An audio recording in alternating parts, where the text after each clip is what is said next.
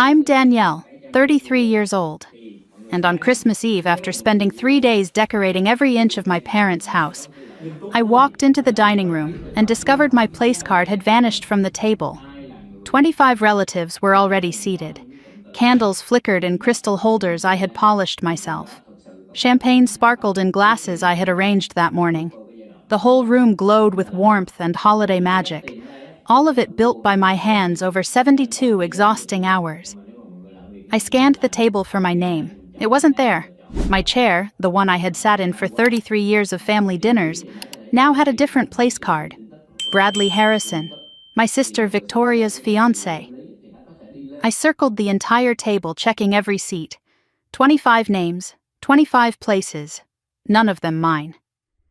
My mother looked up from her champagne, and her eyes held no warmth, no apology, nothing resembling love.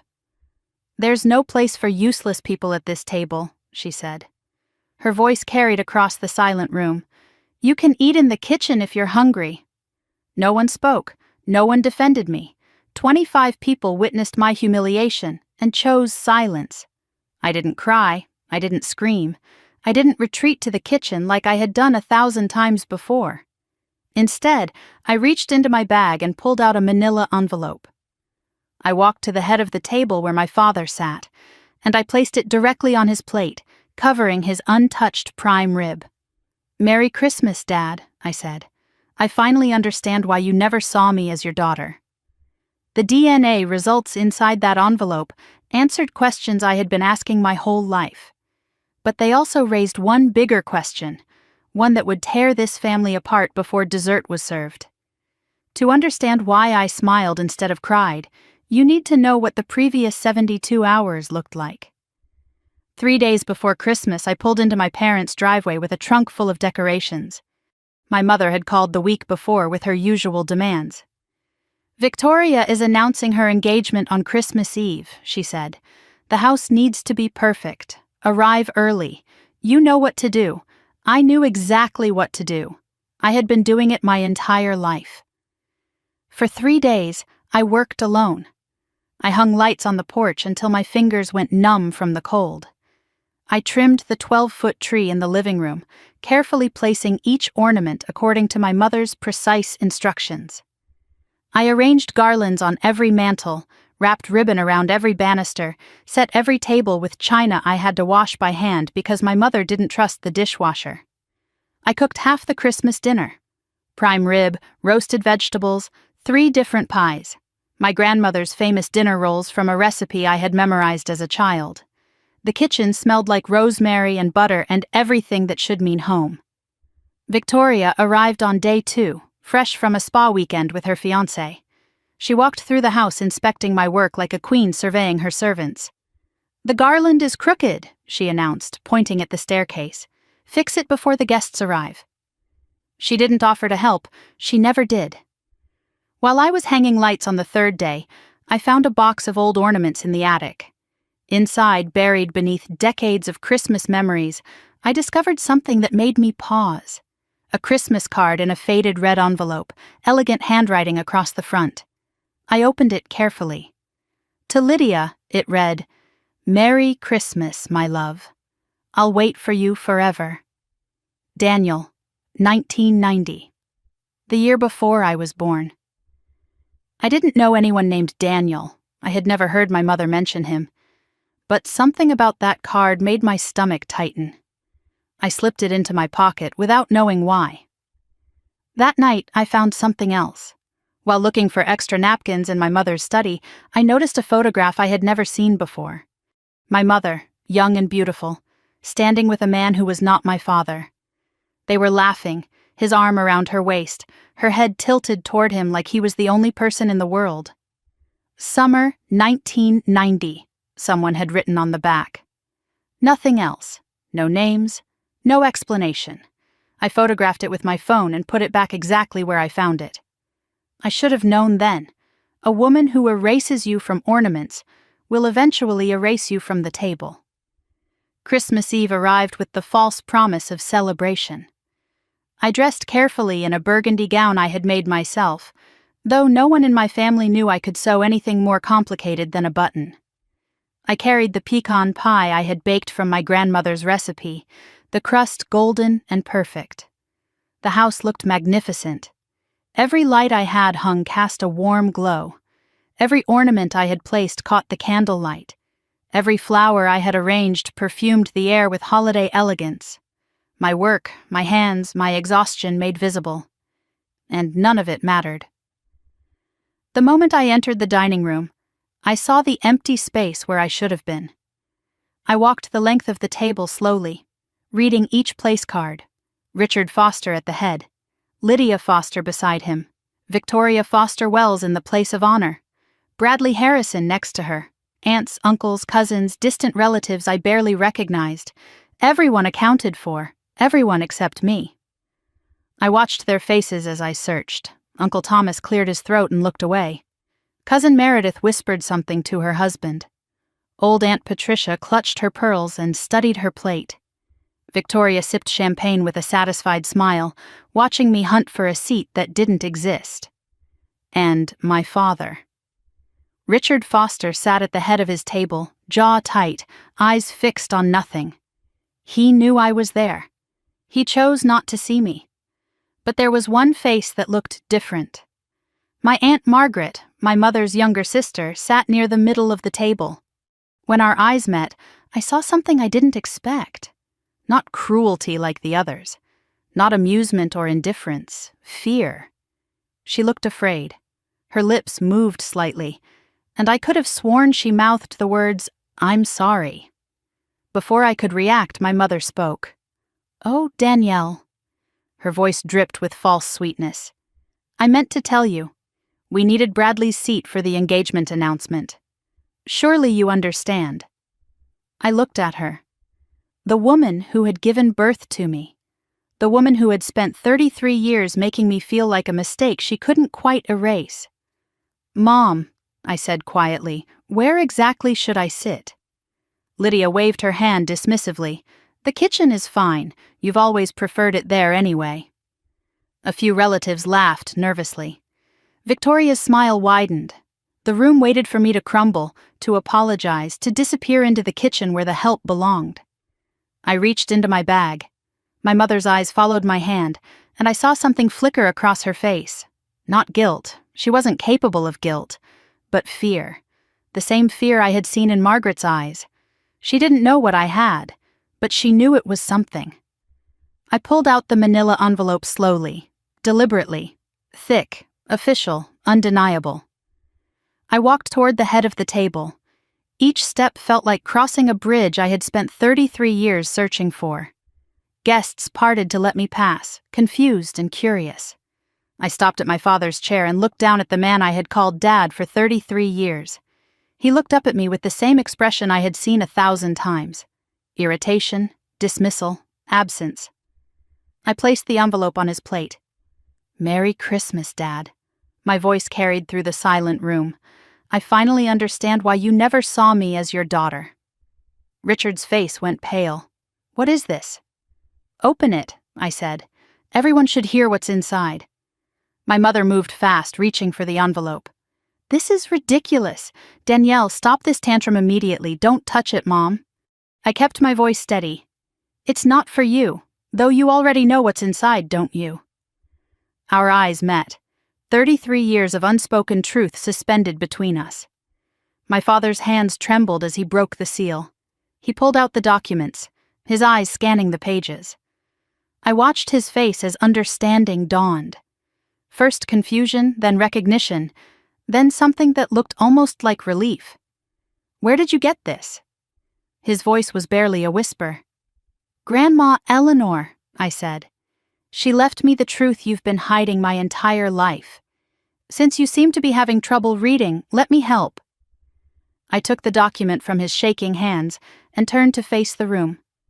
25 witnesses to 33 years of cruelty.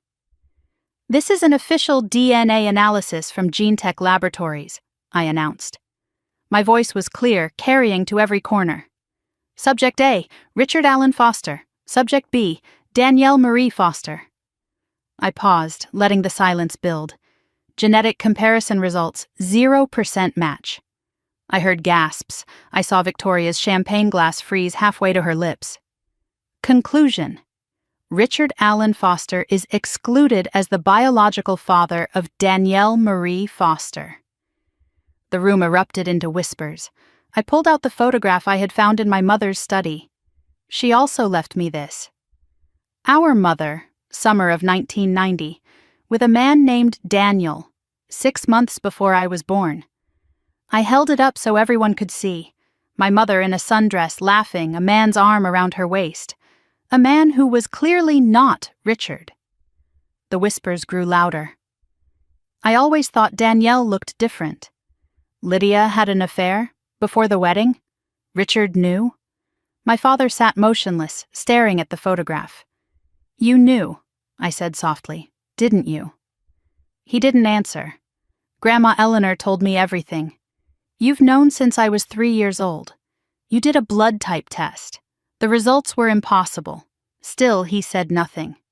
You knew I wasn't your daughter, and you let her treat me like garbage for 30 years. You watched her punish me for a sin I didn't commit. Richard finally spoke, his voice barely audible. I always suspected. From the day you were born, you didn't look like me, didn't act like me. But I told myself. Told yourself what? That if I ignored it, it would go away. That pretending was easier than knowing. I thought the worst was over. I thought there was nothing left to reveal. I was wrong. Aunt Margaret stood up. Not hesitantly this time. Deliberately, fully, like a woman who had finally made a decision.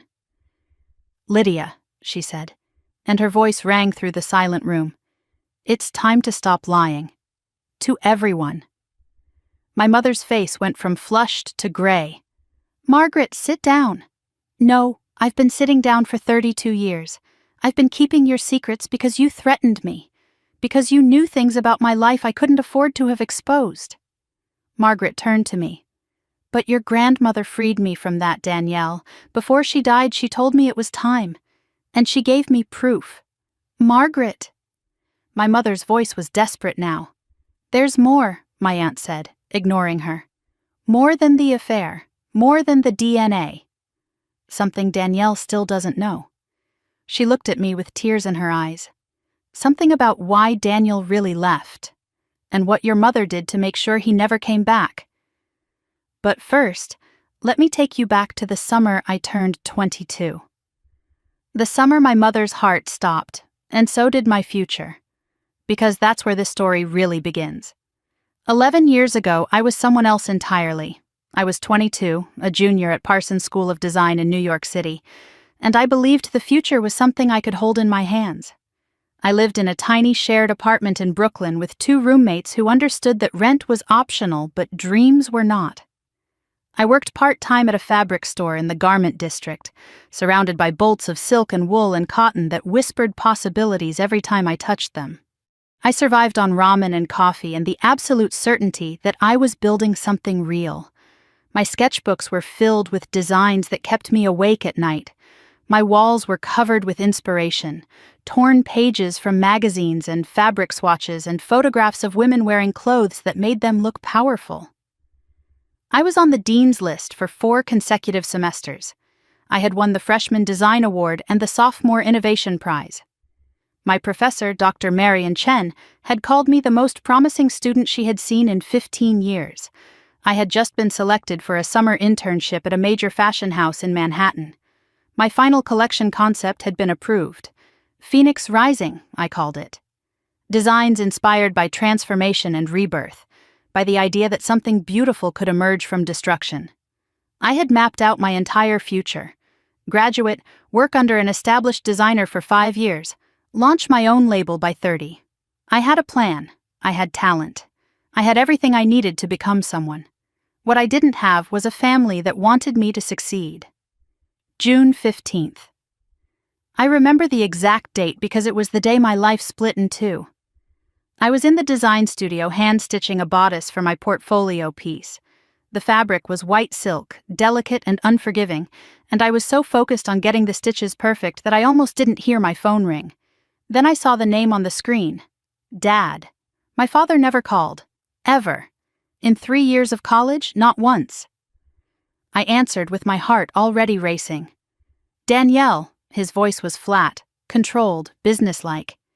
Your mother had a heart attack this morning. Massive. She's in surgery now. I dropped my needle and pricked my finger. A small bloom of blood appeared on the white silk, spreading slowly like a warning. How bad is it? Bad.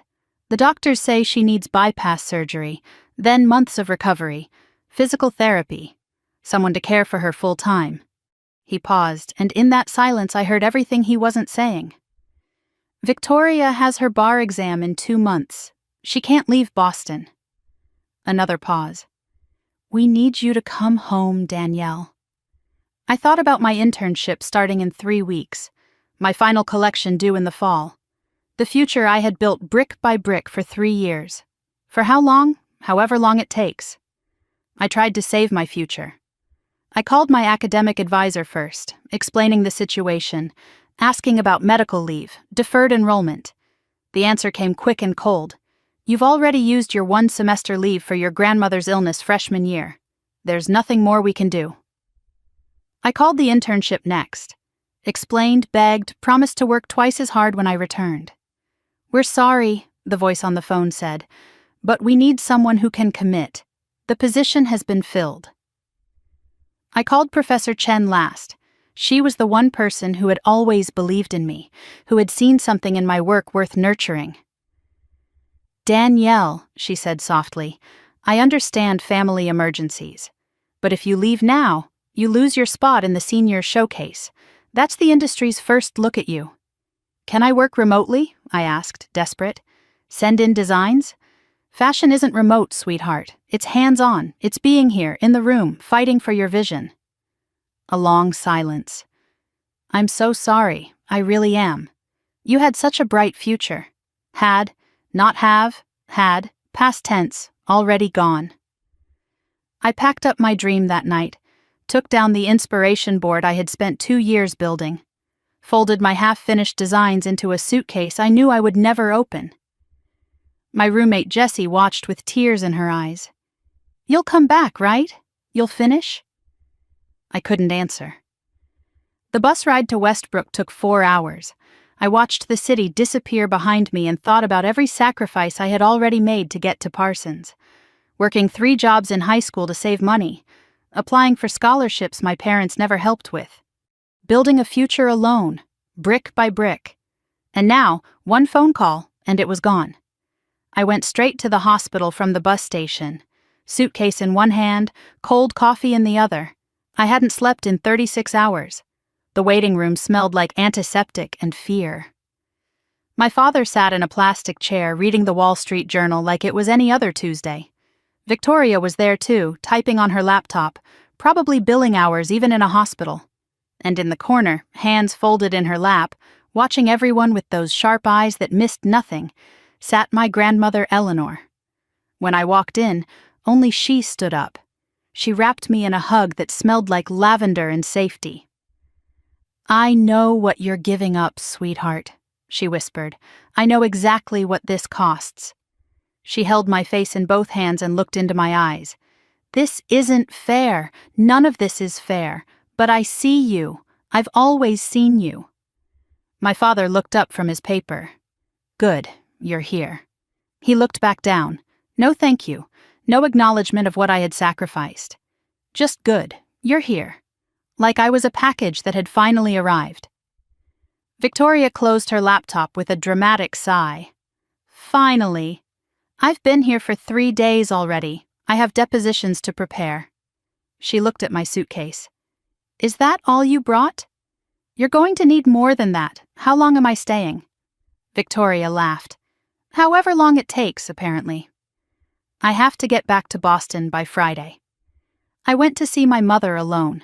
She lay in the ICU bed, pale and fragile, hooked up to machines that beeped and hummed. For a moment I felt something. Pity, fear, maybe even love. She looked so small, so vulnerable, so different from the woman who had spent 22 years making me feel invisible. Then she opened her eyes. Her first words to me were, "Not thank you for coming. Not, I'm glad you're here. Finally, she said. I hope you're not going to sulk about this. Someone had to stay, and Victoria has responsibilities. Even on what could have been her deathbed, she couldn't say one kind thing to me. As I was leaving the hospital that night, my grandmother pulled me aside. Your mother has always been afraid of you, you know. Afraid of me? I almost laughed. She doesn't even see me. Eleanor's eyes went dark. Oh, she sees you. That's exactly the problem. Before I could ask what she meant, a nurse interrupted with questions about medication. And the moment passed. I wouldn't understand those words for another 11 years. 2 weeks after the surgery, my mother came home. My father called a family meeting in the living room, and he arrived with a literal checklist. Medication schedule, he announced. 5 different pills, 4 times a day. Physical therapy appointments 3 times a week. Danielle will drive. Dietary restrictions, Danielle will cook all meals. Household maintenance, Danielle will handle everything Lydia usually does. He looked up from his list. Victoria will visit when she can. Her schedule is demanding. I found my voice. And when Mom is recovered? When she doesn't need full-time care anymore? My father blinked like the question surprised him. We'll discuss that when the time comes. I'd like to go back to school eventually. Victoria laughed. Danielle, you're 24. By the time Mom recovers, you'll be too old to start over. Just accept it. My father didn't even look up from his checklist. Fashion design isn't a real career anyway. Consider this an opportunity to find something more practical. I looked at my grandmother. Her face was rigid with suppressed fury. Victoria stood to leave, already packing her bag for Boston. Honestly, Danielle, you're not losing much. Fashion is just crafts. Sewing, anyone can do that. She checked her reflection in the mirror. I'll send you updates on the bar exam. Someone in this family should accomplish something real. She hugged my mother goodbye, long and warm and loving. When she passed me, she didn't even slow down. The first month disappeared into a routine that consumed everything. 6 a.m, wake, prepare my mother's medications. 7, cook breakfast, low sodium, heart healthy, recipes I had to learn from scratch. 8 to noon, household chores, cleaning, laundry, errands. Noon, lunch preparation. 1 in the afternoon, drive 45 minutes to physical therapy. Wait, drive 45 minutes back. 3, afternoon medications. Help my mother with her exercises. 5, start dinner. 7, evening medications. 9, help my mother to bed. 10 at night, finally alone. Too exhausted to do anything but sleep. My sketchbook stayed in my suitcase, untouched. My hands, once precise with needles and chalk, became raw from cleaning products. My dreams, once vivid and colorful, turned gray and repetitive. I stopped thinking about fashion. It hurt too much. My mother never once said thank you. Instead, there was constant criticism. The soup is too salty. The house isn't clean enough. You're walking too loud. When I suggested hiring a part-time nurse to share the load, she looked at me like I had suggested setting fire to the house. Why would we waste money when you're already here? One night I caught my reflection in the bathroom mirror. Dark circles under my eyes, hair unwashed, clothes stained with food and cleaning products. I didn't recognize myself. Who are you? I whispered. No answer came. 3 months into my new life as caretaker, my grandmother arrived unannounced. She brought a bag of pastries from my favorite bakery in Hartford, and she didn't ask how I was doing. She could see. We sat on the back porch, watching autumn leaves fall, and she said something I didn't understand at the time. This family has secrets, Danielle. Secrets that have shaped the way your mother treats you. What do you mean? You don't need to understand yet. But when the time comes, and it will, you'll need to be strong enough to face the truth. What truth? She looked at me with such sadness. The truth about who you are, and who your mother really is. She took my hand. When I'm gone, and sweetheart, I'm 82, I won't be here forever, I'm going to leave you something. I don't want anything, not things. Truth. I'm going to leave you the truth, and I need you to promise me you'll be brave enough to face it." I promised without understanding. As she was leaving that day, she paused at the door. "Your mother has been punishing you for 33 years, Danielle, and she doesn't even know why anymore. She's forgotten the original sin." "What original sin?" She shook her head. "Not yet, but soon. When you're strong enough." I didn't understand what my grandmother meant that day. I was too exhausted, too beaten down, too focused on surviving one day at a time. But 11 years later, standing in that dining room with DNA results in my hand, I finally understood. The original sin wasn't mine. It was my mother's, and she had spent 33 years making me pay for it. But I'm getting ahead of myself. There were still 9 more years of servitude before my grandmother's envelope would find me. 9 years of invisibility. 9 years of being the useful daughter who was never quite good enough. And somewhere in those years, I made a decision. If they were going to ignore me, if they were going to pretend I didn't exist, then I would use that invisibility to build something they couldn't take away. A secret career, a hidden identity, a future they knew nothing about. But that story comes later. First, you need to understand just how invisible I became, and what it cost me. My mother made a full recovery. The doctors called it remarkable. My father called it a miracle. Nobody called it what it actually was. 2 years of my life I would never get back. 22 months after her heart attack, Lydia Foster was declared fully recovered. Cardiac rehabilitation complete, diet controlled, medications managed. The woman who had needed round-the-clock care was now playing tennis twice a week at the country club.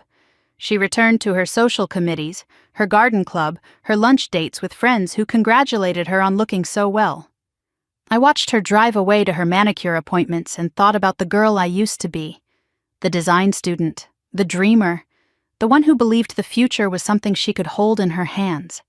That girl had died somewhere in the 2 years of medication schedules and physical therapy drives and meals I cooked that were never quite good enough.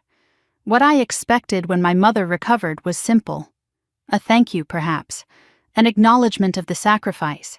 Maybe even a conversation about returning to school. Some recognition that I had given up everything to keep her alive. What I received was something else entirely. I was standing in the hallway outside the kitchen when I heard them talking. "Your mother and me." Lydia's voice floated through the half-open door. "Well, it's not like Danielle had anything important going on anyway. She was always the practical one." My father's response cut even deeper. "At least she's useful for something." Neither of them knew I was listening. Neither of them would have cared if they did. I chose a Sunday dinner to ask the question that had been burning in my throat for months. The 4 of us sat around the dining room table, a rare occasion when Victoria was home from Boston. I cleared my throat. "Mom's fully recovered now. I was thinking about going back to school." The silence that followed felt like a verdict. Victoria laughed first. My father set down his fork with deliberate slowness. "You're 24 now, Danielle. What's the point? Fashion programs want young talent, fresh ideas. You've aged out. Get a job. Help with bills. That's what responsible adults do." Victoria nodded, her face arranged in false sympathy. "Honestly, it's probably for the best. You can find something more stable. More realistic." My mother said nothing. She just looked at me with that expression I knew so well. Not anger, not disappointment. Just nothing. Like I was a stranger who had wandered into her dining room by mistake. In one sentence, my father erased 2 years of waiting, 2 years of hoping, 2 years of telling myself it was temporary. It wasn't temporary. It was my life now. I found a job at a small women's boutique downtown called Marguerite's. The owner was a 63-year-old widow named Mrs. Chen, no relation to my professor at Parsons. She had kind eyes and a gentle voice, and she hired me even though I was overqualified for retail and underqualified for anything else without my degree.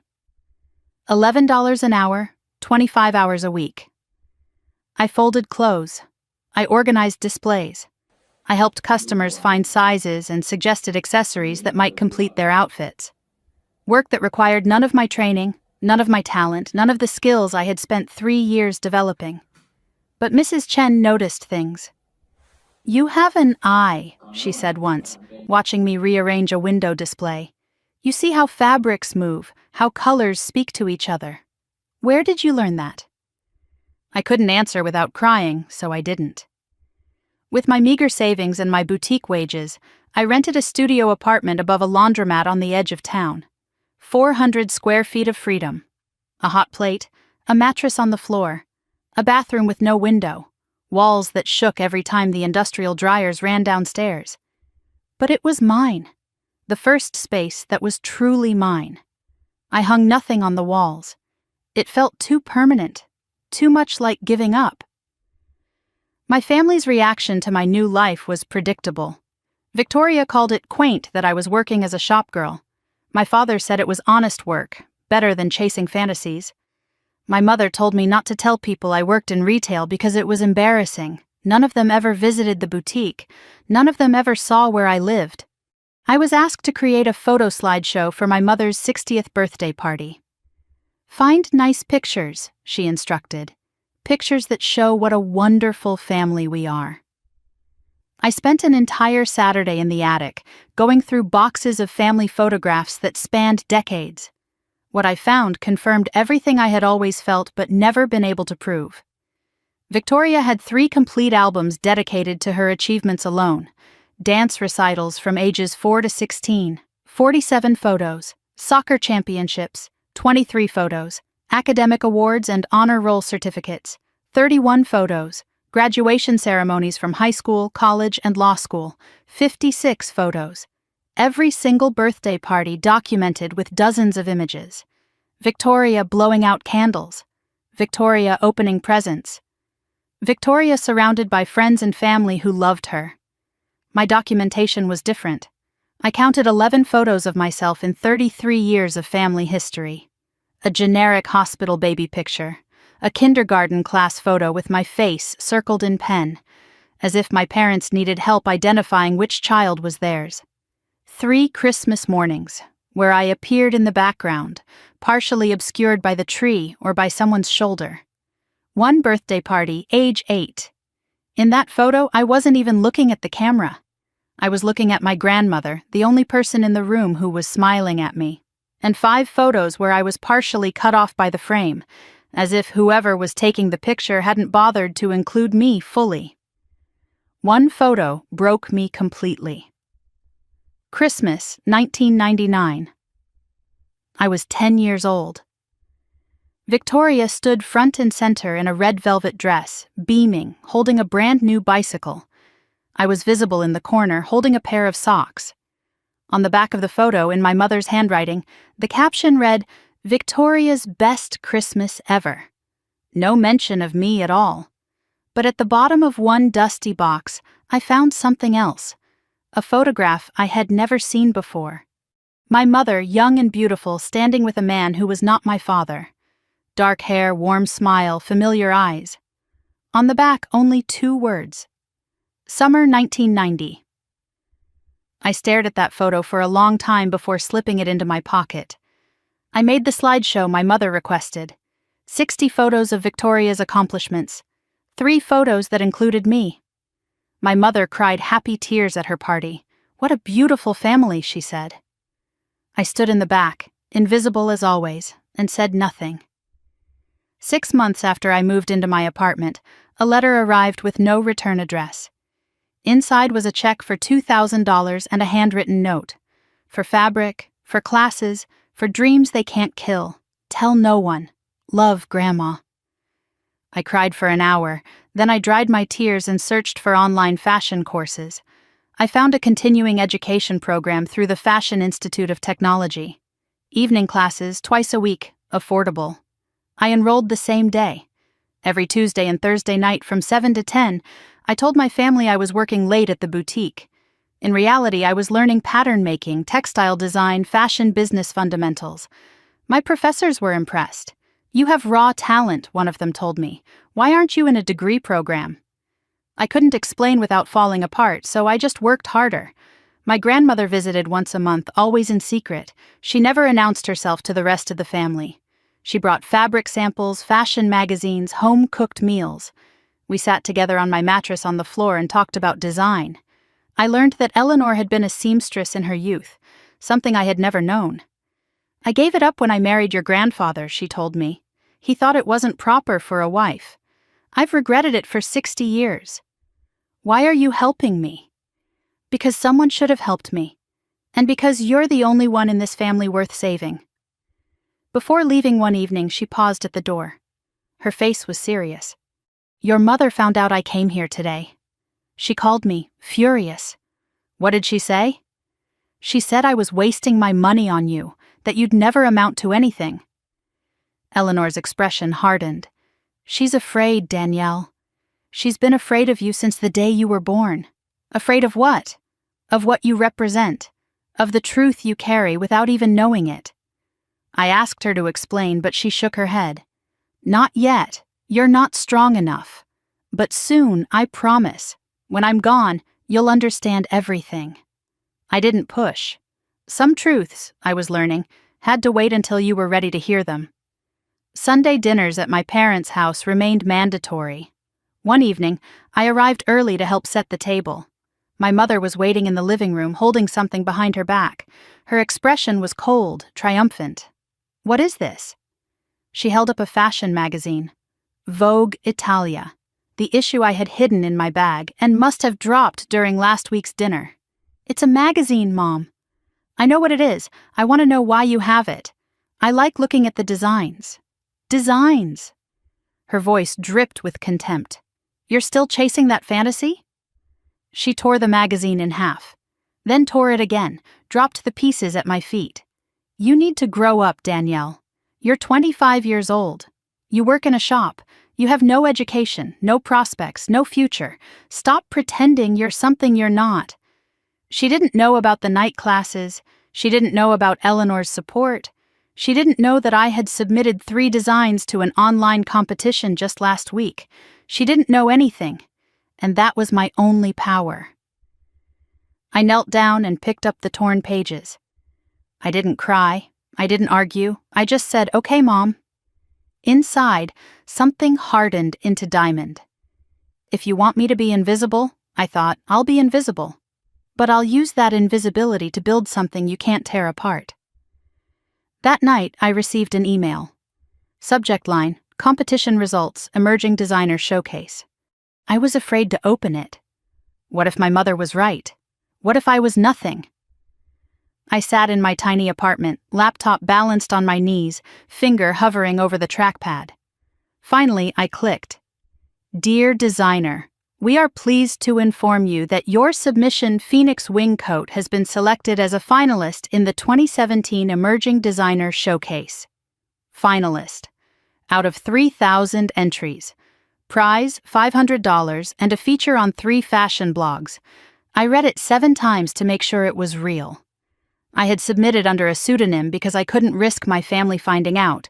The name I chose was Ember, a spark that survives the ashes, something small that can become fire. I was Ember now. Danielle Foster was the girl who folded clothes and took orders. Ember was something else entirely. I used the prize money to buy better fabric. I entered more competitions under the Ember name. I started an anonymous Instagram account, posting sketches, process photos, finished pieces. Within 3 months, I had 1,200 followers. Within 6 months, 5,000. Fashion bloggers started asking, "Who is Ember?" I told no one except Eleanor. And she kept the secret like a sacred trust. One night, scrolling through my growing Instagram comments, I froze. A comment from Victoria's account. "Love this coat. Where can I buy?" My sister had found Ember's page. She didn't recognize my work. She didn't know she was praising the sister she called worthless. Victoria clicked like on a photo of my design. She commented stunning on work she would have mocked if she knew it was mine. And I realized something that night. My invisibility was no longer a prison. It was a weapon. 7 years. That's how long I lived my double life. By day, Danielle Foster. Boutique worker, family afterthought, the daughter nobody saw. By night, Ember. Designer, dreamer, phoenix rising from ashes no one knew existed. My following grew into the tens of thousands. My designs caught the attention of fashion editors. I was commissioned by celebrities who never knew my real name. I built a business in secret, brick by brick, while my family dismissed me over Sunday dinners. And through it all, Grandma Eleanor cheered me on from the shadows. Until 3 years ago, when she stopped answering her phone. Until the morning I woke up to 17 missed calls from my father. Until I drove to Westbrook for a funeral that would change everything. Because Grandma Eleanor kept her promise. She left me the envelope. And inside was a truth so devastating it took me 6 months to find the courage to face it. But that story begins at her funeral. And the moment I realized my family's cruelty had a reason I never could have imagined. 3 years ago, my grandmother made me dinner for the last time. I didn't know it was the last time. You never do. Eleanor's cottage on Maple Lane was small and warm, filled with decades of memories pressed into every corner. The smell of roast chicken and rosemary filled the air when I arrived, mixed with the scent of fresh bread cooling on the counter. I came straight from work, still wearing my boutique name tag, and she greeted me at the door like she always did, with open arms and no judgment. She had set the table with her good china, the delicate set with the blue flowers that she only used for special occasions. I should have known then that something was different. We ate in comfortable silence, the kind that only people who truly know each other can share. She moved slower now, 87 and feeling every year of it, but her eyes were still sharp, still knowing, still seeing things that others missed. You're staring, Grandma. I'm allowed. I'm old. Old people stare. But her voice cracked on the last word, and I saw something in her expression I couldn't name. She kept looking at me like she was trying to memorize my face. After dinner, she led me to the small sewing room at the back of the cottage.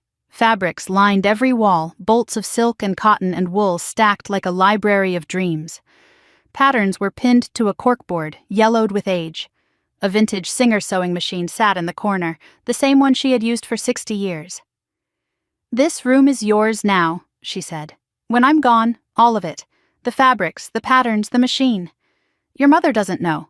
I've already arranged it with my lawyer. Grandma, don't talk like that. Hush. We both know I'm running out of time. Let me say what I need to say."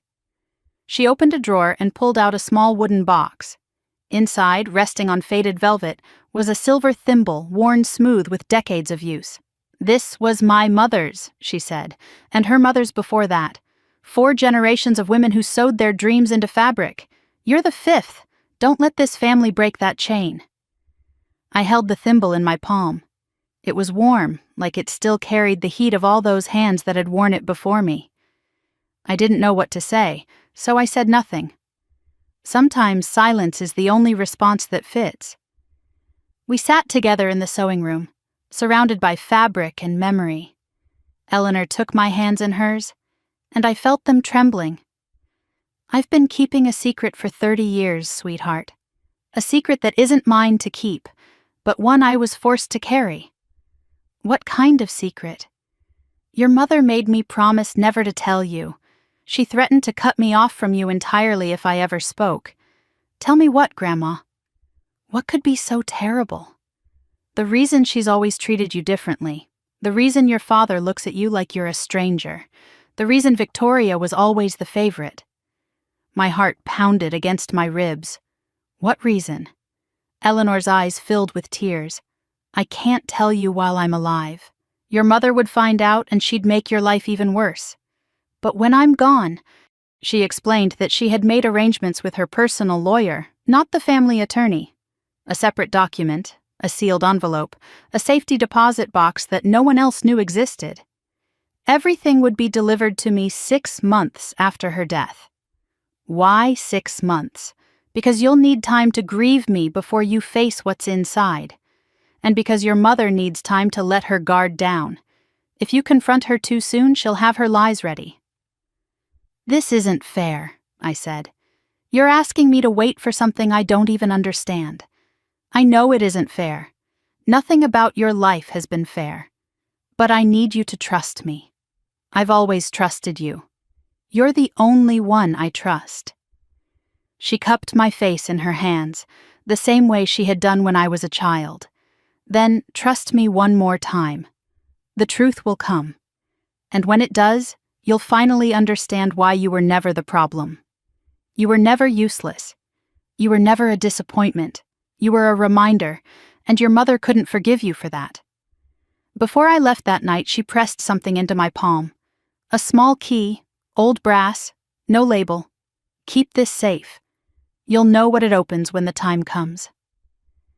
I drove home with the key in my pocket, questions swirling in my mind. I didn't know those would be the last words she ever spoke to me.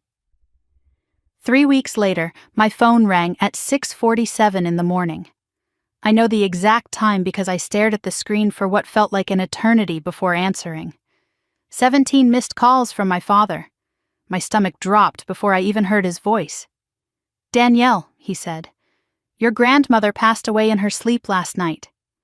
The words didn't make sense at first. I heard them, but they refused to arrange themselves into meaning. "What?" "Eleanor." "She's gone. The funeral is Saturday. Be there by 10. He hung up before I could respond. I sat on the edge of my bed, phone still in my hand, staring at nothing. Eleanor was gone. The one person who saw me, loved me, believed in me. Gone. I cried until I couldn't breathe. Then I cried some more. Somewhere in that ocean of grief, I remembered the envelope. The secret she couldn't tell me. The truth waiting 6 months away. Had she known?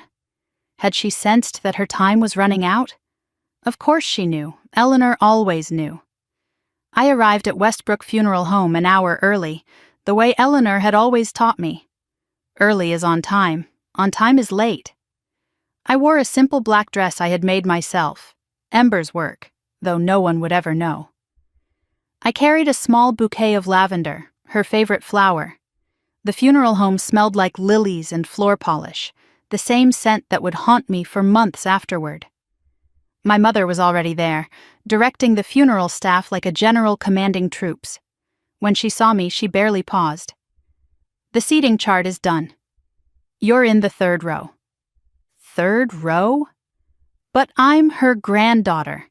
The front row is for immediate family and those who were close to your grandmother.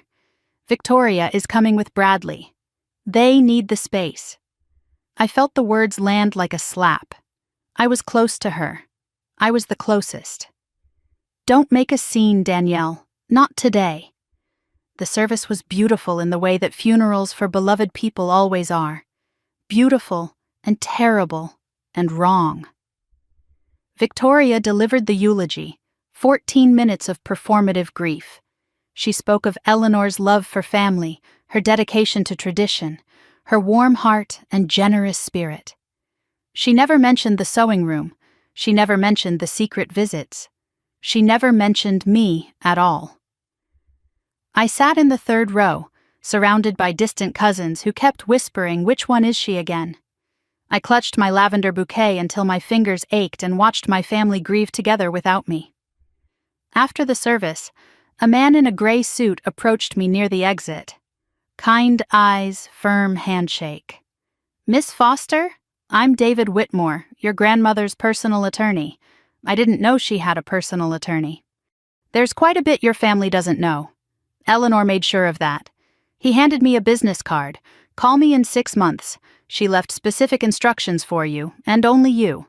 The formal will reading took place 2 weeks later at the office of Morrison and Associates, the family attorney. We gathered in a conference room that smelled like old paper and expensive cologne. Richard, Lydia, Victoria with Bradley at her side, Aunt Margaret silent in the corner, and me. The lawyer read in a monotone, detached and professional.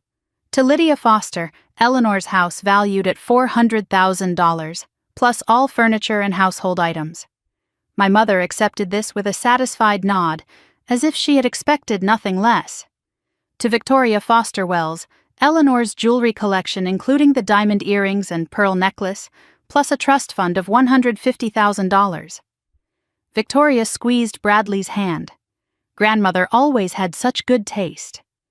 To Richard Foster, Eleanor's investment portfolio, approximately $200,000. My father showed no emotion. Money was simply his due. Then the lawyer paused, shuffled his papers. To Danielle Foster, a collection of vintage fabric, a sewing machine, and a handwritten recipe book. The silence that followed was deafening. Victoria laughed first. Fabric? She left you fabric? My mother's lips curled. Mother always was sentimental about useless things. My father said nothing at all. I kept my face neutral. Thank you. That's all I wanted. Victoria smirked. I'm sure it is. What no one knew was that the fabric collection was worth nearly $10,000. Rare silks, vintage velvets, materials that collectors would pay dearly to own. What no one knew was that the sewing machine was a 1952 Singer, a collector's item in perfect condition. And what no one knew was that there was another will, another lawyer, another envelope. Eleanor had played this perfectly. As everyone stood to leave, Aunt Margaret caught my arm. Don't let them see you cry, she whispered. I'm not crying. Good. Because your grandmother was smarter than all of them combined. I know what she really left you. She walked away before I could ask how she knew, before I could ask what else she knew. I drove home with a box of fabric in my trunk and a secret burning in my chest. 6 months. I just had to wait 6 months. The waiting was the hardest part. I threw myself into work, both works. By day, I was Danielle Foster, shop girl, invisible daughter, family disappointment. By night, I was Ember, and Ember was rising. During those 6 months of waiting, my Instagram following grew to 75,000. I received my first major commission, a custom gown for a B-list actress who wore it to an awards show. I was featured in 3 online fashion publications. A buyer from a Manhattan boutique reached out, wanting to carry Ember's designs. I registered an LLC, Ember and Thread, LLC. My grandmother's fabric became the foundation of a capsule collection that sold out in 3 days. And through it all, my family had no idea. Victoria posted on Instagram about her amazing new find, a designer called Ember. My mother wore an Ember scarf she had bought online, not knowing her useless daughter had made it. The irony sustained me through every Sunday dinner. But beneath the success, the grief remained. Every night I talked to Eleanor's photograph. I'm building something, Grandma. I'm becoming someone. The silence that answered was unbearable. I marked each day on my calendar like a prisoner counting toward release. 182 days, then 100, then 50, then 10. And finally, 6 months to the day after Eleanor's death, my phone rang. Miss Foster? David Whitmore. Your grandmother's waiting period has ended. I have her bequest ready for you. I met him at his office that afternoon. It was small, private, tucked away in a building far from the family's usual lawyers. He greeted me with genuine warmth. Your grandmother spoke of you often. She was very proud of what you've built. She told you about Ember? She told me everything. She wanted someone to witness your success, in case she didn't live to see it herself. He placed a thick manila envelope on the desk between us. Sealed with red wax, Eleanor's personal seal. My name written across the front in her elegant handwriting. This was held in a private safety deposit box, completely separate from her official estate. He placed a key on the desk next to it, matching the one Eleanor had given me. There's a second box. The key opens it, but she wanted you to read the letter first. Then he slid a bank statement across the desk. My hands trembled as I read it. A separate account in my name, $50,000. She transferred this over the past decade, small amounts that wouldn't be noticed. A note was clipped to the statement, Eleanor's handwriting. For your dream, for your future, for the life they tried to steal from you. David Whitmore leaned forward. Miss Foster, I've been a lawyer for 35 years. I've seen many family secrets, but your grandmother was protecting you from something significant. Do you know what's in the envelope? I don't. She sealed it herself. But she told me one thing. What? She said when Danielle reads this, everything she thought she knew will change. Make sure she has somewhere safe to go. I drove home with the envelope on my passenger seat, just as Eleanor had planned. $50,000 in an account with my name, a key to a safety deposit box, and a sealed envelope containing a truth 33 years in the making. I could open it now, right now, rip through the wax seal, and finally know. But I didn't. I put it in my nightstand drawer instead. I wasn't ready. I wasn't ready to learn why my mother hated me. I wasn't ready to discover why my father looked through me. I wasn't ready to understand why I had spent 33 years being called useless by people who were supposed to love me. I was afraid. But Christmas was coming. And somehow I knew that envelope would find its way to that dining room table. I just didn't know it would destroy everything, including the lies my family had built their entire lives upon. 2 weeks later, I finally opened it, and the truth inside burned like fire. The envelope sat in my nightstand drawer for 12 days. 12 days of knowing the truth was inches away. 12 days of being too afraid to reach for it. Every night I opened the drawer and looked at it. The red wax seal, Eleanor's handwriting, the weight of secrets I could feel through the paper. Every night I closed the drawer without touching it. Sleep became impossible. My dreams were filled with my grandmother's voice, repeating the same words over and over. Be brave. Be brave. Be brave. I didn't feel brave. I felt like a child standing at the edge of a cliff, knowing I had to jump, but unable to make my feet move. What finally broke me was a Sunday dinner. December 10th, 2 weeks before Christmas. I sat at my parents' table, invisible as always, while my mother announced Victoria's engagement party. Christmas Eve, she declared, the whole family. Danielle, you'll arrive 3 days early to decorate, and cook, and make everything perfect for your sister's moment. I nodded, said nothing, drove home in silence, and sat alone in my apartment at 11:47 at night, feeling the familiar weight of being invisible, being used, being nothing. Eleanor's words echoed in my mind. You were never the problem. If I was never the problem, then what was? I needed to know. Tonight. Now. I pulled the envelope from the drawer, sat on my bed with my back against the wall, turned it over in my hands 3 times. The red wax seal cracked under my thumb. Okay, Grandma, I whispered. I'm ready. Tell me the truth. The paper inside was thick, expensive, the kind Eleanor used for important correspondence. 8 pages, handwritten in her elegant script. And clipped to the front, 2 documents that would change everything I thought I knew about myself. I looked at the first document. Official letterhead from Gene Tech Laboratories. A DNA analysis report dated March 2019, 4 years ago. Eleanor had ordered this test without telling anyone. How she had obtained my father's DNA, I would never know.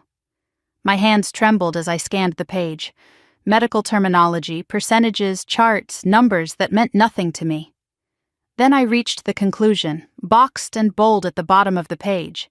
Richard Allen Foster and Danielle Marie Foster. 0% genetic match. Conclusion, excluded as biological father. 0%. Not a question of doubt. Not a maybe. Not a margin of error. 0. The room tilted sideways. I read it again, and again, and again. The words didn't change. Richard Foster was not my father. He had never been my father. The second document was my birth certificate. Not the copy I had seen before, but the original. In the space where the father's name should have been, someone had redacted the information with black marker. But the marker had faded over 33 years. Beneath it, barely visible, I could make out a name. Daniel. The last name was too obscured to read, but the first name was clear. Daniel. Danielle. I was named after him. A photograph fell from between the documents. Old, faded, edges worn soft with time. My mother, young and beautiful, maybe 22 years old, standing with a man I had never seen. dark hair, warm eyes, a smile that looked hauntingly familiar. On the back, in Eleanor's handwriting, 2 words: Lydia and Daniel, summer 1990, 6 months before you were born. I stared at that photograph for a long time. The man had my eyes, my chin, my smile. He looked at my mother like she was everything, and she looked at him like she wanted to forget he ever existed. I unfolded Eleanor's letter with shaking hands. The pages rustled like whispers, like secrets finally being spoken aloud. "My dearest Danielle," she wrote, "if you're reading this, I'm gone. I'm sorry I couldn't tell you in person. I'm sorry I made you wait. But some truths are too dangerous to speak, while the people who fear them are still watching. I'm going to tell you everything now. Everything your mother has hidden. Everything your father, Richard, has chosen to ignore. Everything I've carried alone for 33 years. It begins in the summer of 1990, before you were born. Before your mother married Richard. Before any of us knew what secrets we would have to keep. Your mother was 23 that summer. She worked as a receptionist at Hartford Textile Company, answering phones and filing paperwork while waiting for her real life to begin. She was already engaged to Richard Foster. A suitable match, both families agreed. Richard was stable, wealthy, boring. Your mother was restless, young, hungry for something more than a safe marriage and a comfortable house. Then Daniel arrived, new hire, junior accountant, completely unsuitable by every measure that mattered to our families. He was passionate about art, about life, about everything that made Richard seem dull by comparison. And he was passionate about your mother. They began an affair 3 months before the wedding. I knew something was wrong. I saw how your mother glowed when she came home late, how she checked her phone constantly, how she became someone else entirely when she thought no one was watching. I asked her once if she was happy. She laughed and said she had never been happier. I should have known then that happiness built on secrets never lasts. The letter continued, and each word cut deeper than the last. Your mother discovered she was pregnant 6 weeks after marrying Richard, Eleanor wrote. She knew immediately. The timing was wrong. The baby was Daniel's. She never told Daniel. She never told Richard. She let everyone assume the child was her husband's, and she buried the truth so deep she almost convinced herself it had never happened. But Richard suspected from the beginning. You didn't look like him. You didn't act like him. When you were 3 years old, he secretly ordered a blood type test. The results were impossible if he was your biological father. He confronted your mother. She denied everything, cried, raged, swore on her mother's grave that you were his. And Richard chose to believe her. Not because he was convinced, but because the alternative was too humiliating to accept. From that day forward, he looked at you differently. The warmth that should exist between a father and daughter simply wasn't there. It couldn't be there. Every time he saw your face, he saw the possibility of betrayal. Richard made a choice, Danielle. He chose his reputation over the truth. He chose comfort over justice, and he chose to let your mother punish you rather than face his own humiliation. They made a silent agreement. Pretend you were his but never truly love you, never truly accept you. Make you the scapegoat for sins you didn't commit. The words blurred as tears filled my eyes. 33 years. 33 years of being treated like an outsider, and now I knew why. I wasn't crazy. I wasn't imagining things. They had been punishing me my entire life for something I didn't do. Something I couldn't have done. I was a baby. I was innocent. And they made me pay for their lies anyway. I wiped my eyes and kept reading. Eleanor explained why she had stayed silent for so long. I suspected the truth from the day you were born, she wrote. You had Daniel's eyes, his smile. Anyone who looked closely could see it.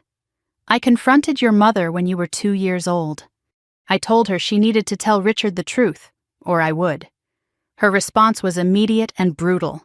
If you ever tell anyone, Richard, Danielle, anyone, I will make sure you never see your granddaughter again. I will tell everyone you've gone senile. I will have you committed if I have to. You will never see her again. I was faced with an impossible choice. Lose you immediately by telling the truth, or stay silent and remain in your life. I chose silence. I chose having some of you over having none of you. I'm not sure it was the right choice, but it was the only one I could make. She wrote about Daniel next. What happened to him, where he went, why he never came looking for me. I investigated quietly over the years, she explained.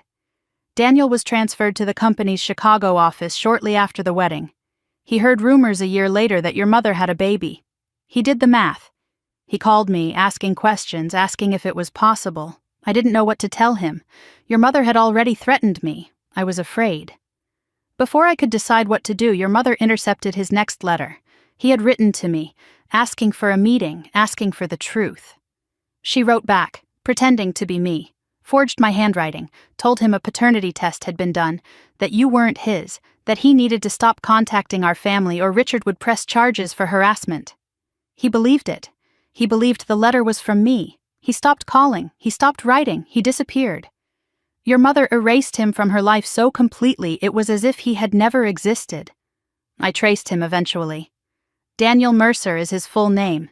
He moved to Portland, Maine 15 years ago. Never married, no other children. He's 62 now, retired from accounting. I don't know if he knows about you, Danielle. I don't know if he wants to. But you deserve the choice to find out. Eleanor's letter explained what I had always sensed, but never understood. Why my mother hated me. Why my existence seemed to cause her pain. Your mother hates you because she hates herself, sweetheart. Every time she looks at you, she sees her mistake, her betrayal, her lie. Instead of facing her own shame, she transferred it to you. You became the vessel for her guilt. The punishment she couldn't give herself, she gave to you instead. And Richard. Richard knows you're not his daughter. He's known for 30 years. But admitting it means admitting he's been a fool. Admitting his marriage is a fraud. Admitting everything about his perfect family is a performance. He'd rather let you suffer than face the truth about his life. Your sister Victoria is Richard's biological daughter. She's proof that the marriage worked. She's the child they can love without complication. You were always the reminder of what came before. The evidence of a lie they couldn't escape. I'm not telling you this so you can destroy your family, Danielle. I'm telling you this so you can finally be free of them. You were never useless. You were never a disappointment. You were never the problem. You were a child caught in the crossfire of adult sins. What you do with this truth is your choice. Confront them or walk away. Forgive them or let them go. Find your father or leave the past buried. I trust you to make the right decision for yourself. But whatever you choose, remember this. You deserve a seat at the table. You always did. And if they won't give you one, build your own damn table. The final page was separate from the rest. Written in shakier handwriting, dated 1 week before Eleanor died. She had known she was running out of time. P.S., my darling girl, I need you to remember something, in case everything else fades. You were not a mistake. You were not a punishment. You were not something to be ashamed of. You were a miracle I got to love for 30 years. The bravest, kindest, most talented person I've ever known. Not in spite of what you endured, but because of how you survived it. Your mother's choices are not your story. Her shame is not your inheritance. You are allowed to be happy. You are allowed to be loved. You are allowed to take up space in a room without apologizing for breathing. Whoever your father is, wherever he is, he doesn't define you either. You are already whole. You always were. I'm sorry I couldn't protect you better. I'm sorry I stayed silent when I should have spoken. I'm sorry for every moment you spent believing their lies about who you are. But I'm not sorry I loved you. That was the easiest choice I ever made. Fly, my little phoenix. Build your empire. Wear your success like armor. And when they finally see what you've become, don't let them take credit for surviving what they did to you. Live, sweetheart. That's the only revenge that matters. All my love, forever and after, Grandma Eleanor. At the very bottom, almost hidden, She had added one more line. P.P.S. Ask your Aunt Margaret about Christmas 1991. She saw more than she's ever admitted. You're not the only one your mother threatened into silence. I sat motionless for an hour after finishing the letter. The pages spread across my bed like evidence at a crime scene. DNA results, birth certificate, photographs, newspaper clipping of Daniel Mercer's retirement. 33 years of questions finally answered. I wasn't broken. I was betrayed. I wasn't unlovable. I was unloved on purpose. I wasn't a failure. I was set up to fail. Every cruel word, every dismissal, every time they called me useless, it was never about me. It was always about them, their lies, their cowardice, their shame. The anger that rose in me was hot and clean and clarifying. Not the sad anger of someone who doesn't understand. This was the righteous anger of someone who finally does. They stole my childhood, my education, my self-worth, and they did it knowingly, deliberately, for 33 years. I could walk away, never see them again, let them rot in their lies. Or I could make them face what they had done. Christmas was 2 weeks away. Victoria's engagement party. The whole family gathered. 25 witnesses to 33 years of cruelty. 25 people who needed to know the truth. I picked up my phone and scrolled to a number I had saved months ago. The investigator I had hired when I first started wondering about my family's secrets. I typed a message. I need Daniel Mercer's current address and phone number. I need to know if he knows about me. I pressed send. Then I started planning. 3 days later, my phone rang. Miss Foster? This is Janet Chen, the investigator you hired. Did you find him? I did. Daniel Mercer, 62, lives in Portland, Maine, retired accountant. Never married, no children. She paused. But there's something else. What? He's been searching for information about your mother for the past 5 years. He hired someone too. A few months ago he found out about you. My heart stopped. He knows I exist?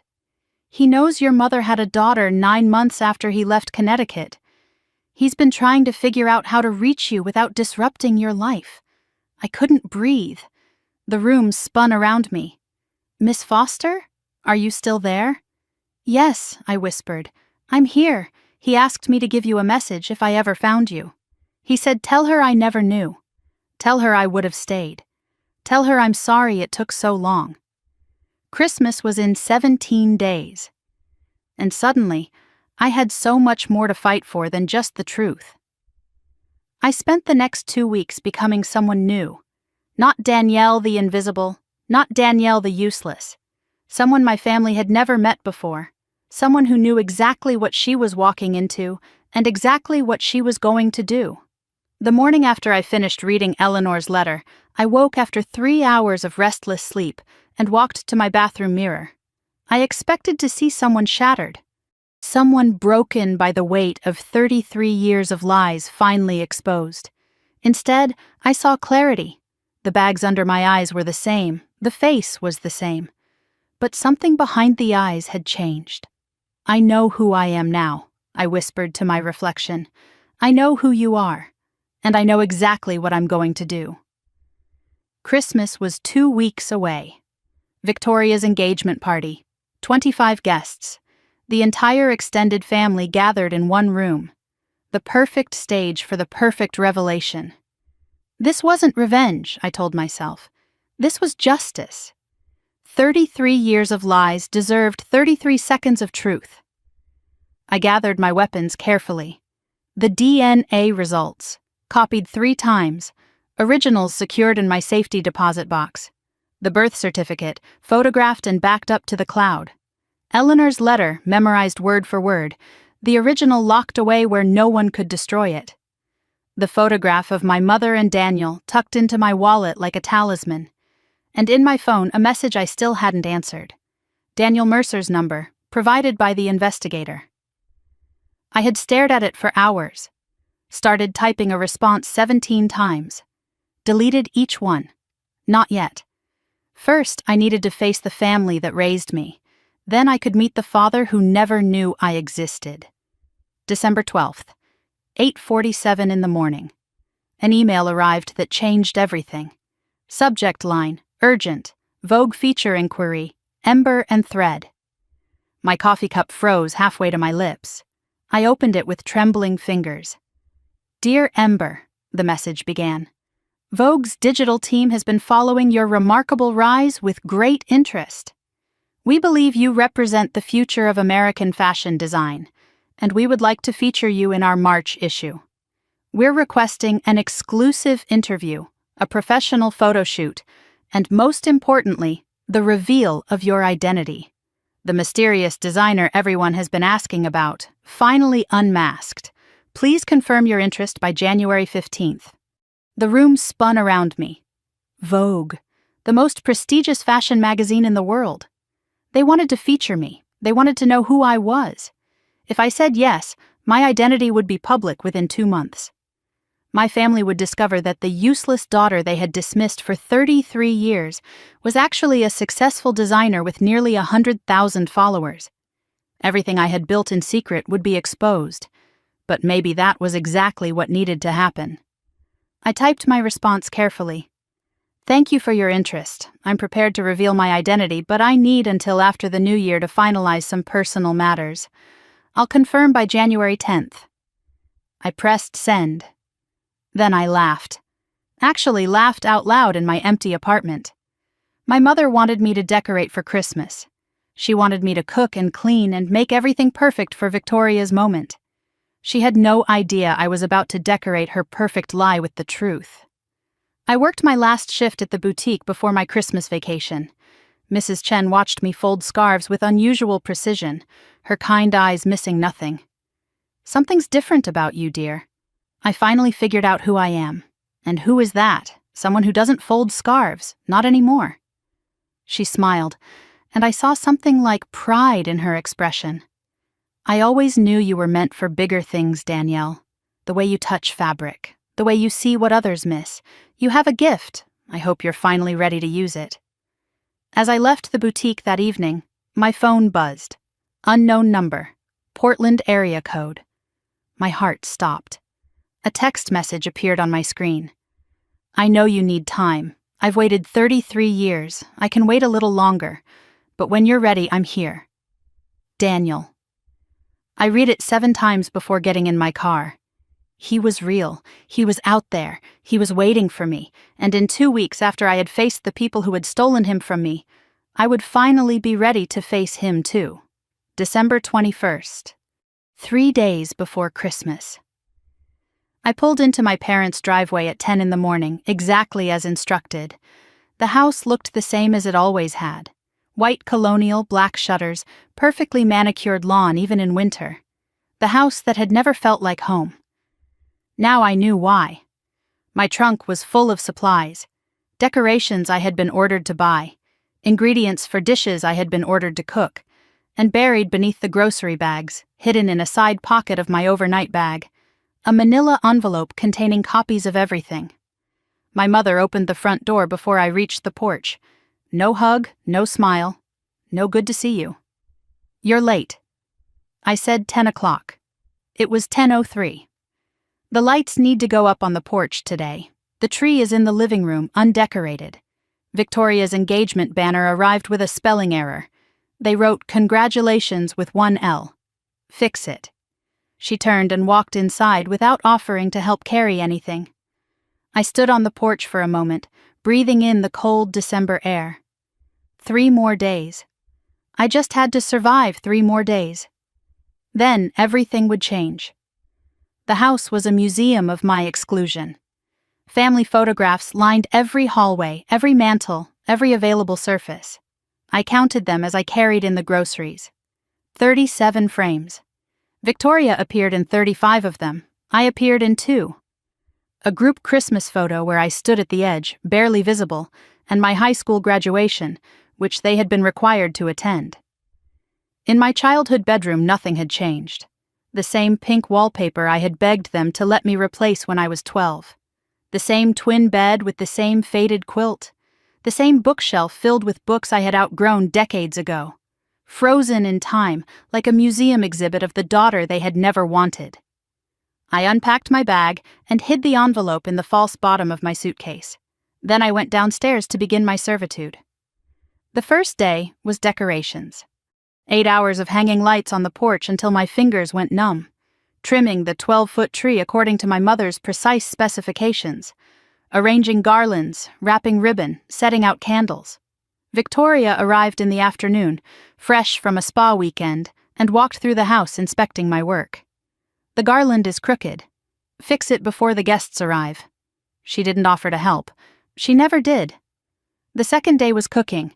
I was in the kitchen from 6 a.m, prime rib to prep, vegetables to roast, pies to bake. Victoria wandered in around noon. I hope you're making the hollandaise from scratch. Bradley's family has standards. Bradley's family isn't here. They will be. Try not to embarrass us. My mother checked my progress periodically, finding fault with everything. The pastry is too thick. The vegetables aren't cut evenly. Why can't you do anything right? I said nothing. I just kept cooking. And I thought about the envelope upstairs. And I smiled. On the second day, while searching for extra napkins in a closet, I found something unexpected. An old shoebox hidden behind stacks of tablecloths. Inside were Christmas cards, letters, photographs, memories my mother had hidden away. One card caught my eye. A faded red envelope, elegant handwriting. I opened it carefully. To Lydia. Merry Christmas, my love. I'll wait for you forever. Daniel, 1990, 1 month before she married Richard. I photographed it with my phone and put everything back exactly as I found it. Another piece of evidence. Another nail in the coffin of her lies. Aunt Margaret arrived on Christmas Eve afternoon, 4 hours before the other guests. I wanted to help, she told my mother. My mother's smile was tight, forced. How thoughtful. Margaret found me in the kitchen an hour later, arranging hors d'oeuvres on silver trays. She waited until my mother left the room, then slipped through the door and closed it behind her. I need to talk to you, she whispered. Privately. Aunt Margaret, I'm busy. It's about your grandmother's letter. I know she sent you one. My hands stopped moving. We stepped into the pantry and closed the door. The space was small, crowded with canned goods and holiday supplies. Margaret's voice was barely audible. Eleanor told me before she died. She told me what she was leaving you. Then you know. I know Richard isn't your father. I've known for 32 years. She told me about Christmas 1991, how she had walked into my parents' house early, wanting to help Eleanor set up for the holiday, how she had heard voices from the study, my mother and Eleanor arguing. She heard everything. The affair, Daniel, the pregnancy, the lies. And then my mother saw her in the doorway. If you say one word, my mother had hissed, I'll tell everyone about your bankruptcy, about Michael's gambling, about why you really moved back to Westbrook. Margaret had secrets, too. My mother collected them like weapons. I've been a coward for 32 years, Margaret said. I let her bully me into silence. Why are you telling me now? Because Eleanor asked me to. And because tonight, when you do whatever you're planning to do, you shouldn't be alone. How do you know I'm planning something? She almost smiled. You have Eleanor's eyes. And right now, they look exactly like hers did when she'd finally had enough. She pressed something into my hand. A flash drive. Your grandmother gave this to me 6 months before she died. She said you might need evidence beyond the letter. What's on it? Recordings. Your mother confessing to Eleanor. Richard admitting he knew. Everything you need to prove you're not crazy. I closed my hand around it like a lifeline. Another weapon. Another piece of the truth. Victoria arrived at 4 with Bradley, both of them dressed like they were posing for a magazine cover. The tree looks acceptable, Victoria announced, surveying my work. I suppose Danielle's good for something. Bradley frowned slightly but said nothing. Victoria demanded my opinion on her engagement party dress. She twirled in front of the mirror while I stood watching. "Well, how do I look?" "Beautiful," I said honestly. "I know. I just wanted to hear you say it." She left to fix her makeup, and Bradley lingered. He looked uncomfortable, out of place. "Danielle, I just wanted to say..." "Yes?" "The way they treat you. I've noticed. It's not right." I studied his face. "Then why don't you say something?" "It's complicated." "It's not complicated, it's cowardice." He flinched but didn't argue. Victoria returned before he could respond. "Bradley, don't waste time talking to her. We need to rehearse our announcement." He followed obediently, but glanced back at me before leaving the room. Something in his expression, doubt, awareness, something that hadn't been there before. As Victoria passed me in the hallway, she leaned close. "Don't get any ideas about tonight," she whispered. "This is my moment. Try to stay invisible for once." I smiled. "Don't worry, Victoria. After tonight, you'll never forget I exist." She frowned, confused, then laughed it off. "You're so weird. No wonder nobody loves you." She walked away. I watched her go and thought 6 hours. Just 6 more hours. 5 o'clock, 1 hour until the guests would arrive.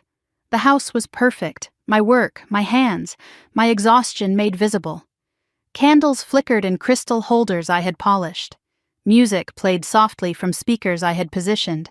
Champagne chilled in ice buckets I had filled. 25 place settings arranged around the extended dining table. I had seen the seating chart on my mother's desk. I had counted the names. I had noticed that mine wasn't among them. I went to my childhood bedroom and retrieved the envelope from my suitcase, checked the contents one more time. DNA results. Photograph. Copy of Eleanor's letter. The flash drive Margaret had given me, tucked into my pocket. Everything in order. Everything ready. I stood at the window, watching the first cars pull into the driveway. For a moment, doubt crept in. What if I was wrong to do this publicly? What if I should just walk away, never look back?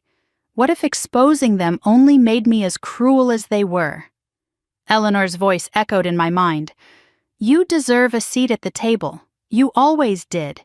And if they won't give you one, build your own damn table." This wasn't cruelty. This was truth. They had 33 years to be honest.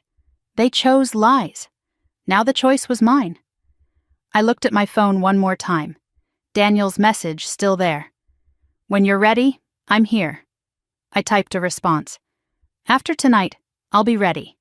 I'll call you tomorrow. I have a lot to tell you." I pressed send. Then I took a deep breath, smoothed my dress, and walked downstairs to join the party. Not as the invisible daughter, not as the useless disappointment, but as the woman who was about to burn their beautiful lie to the ground. The dining room was magnificent, I should know. I had spent 3 days making it that way.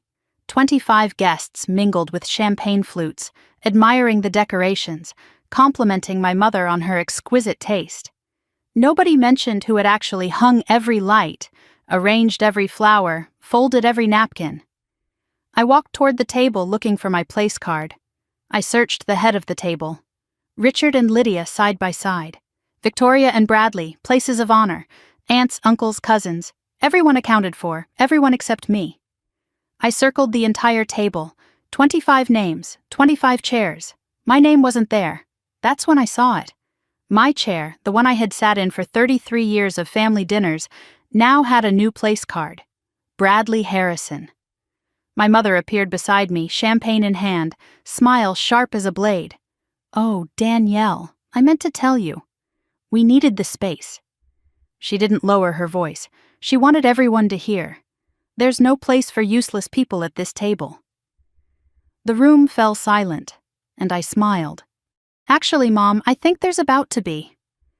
25 people watched my mother humiliate me. 25 people said nothing. And for the first time in 33 years, I didn't need them to. The dining room glittered with my handiwork. Crystal glasses catching candlelight I had arranged. Garlands I had hung framing every window. The 12-foot tree I had decorated standing proud in the corner. All of it beautiful. all of it a stage for my erasure. I looked at the faces around me. Uncle Thomas with his champagne, suddenly fascinated by the ceiling. Cousin Meredith whispering to her husband behind her hand. Old Aunt Patricia clutching her pearls like a lifeline. Victoria smirking from her place of honor, enjoying every second of my humiliation. Bradley frozen beside her, fork halfway to his mouth. Richard at the head of the table, jaw tight, eyes fixed on his plate. And my mother, triumphant, certain she had won again. The old Danielle would have retreated to the kitchen. The old Danielle would have cried in the bathroom where no one could see. The old Danielle would have accepted this as her place. Nowhere. But that Danielle had died 12 days ago, reading her grandmother's letter. This Danielle had an envelope in her bag and fire in her chest. My mother waited for me to crumble. She had seen it 1,000 times. The tears, the quiet exit, the surrender. She expected it now. She was wrong. I didn't move from the table. I set down the dish I was carrying slowly, deliberately, on the sideboard behind me. I looked at the empty space where my chair should have been. I looked at Bradley's name card in my spot. I looked at my mother. I decorated this house for 3 days, Mom. My voice was calm, steady, carrying across the silent room. Lydia's smile flickered. And we appreciate your help. I cooked half this meal. I arranged every flower, I folded every napkin. Your point? My point is that I built this beautiful room. And you're telling me I don't deserve to sit in it? Her eyes narrowed. Don't be dramatic, Danielle. You can eat in the kitchen. You've always preferred it there anyway. Nervous laughter rippled from somewhere in the room. Victoria raised her champagne glass. Can we please not do this tonight? It's my engagement party. I ignored my sister. I kept my eyes locked on my mother. No, I don't think I will eat in the kitchen. The conversations that had been dying around us went completely silent. Champagne glasses lowered. All eyes turned to the invisible daughter who was suddenly very visible. Richard's voice cut through the tension. Danielle, that's enough.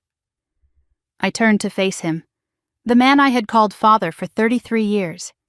Is it, Dad? Is it enough? Something in my tone made him go still. The way I said Dad, like a word I no longer believed in. I saw something flicker in his expression. Not guilt. Richard Foster wasn't capable of guilt. But fear.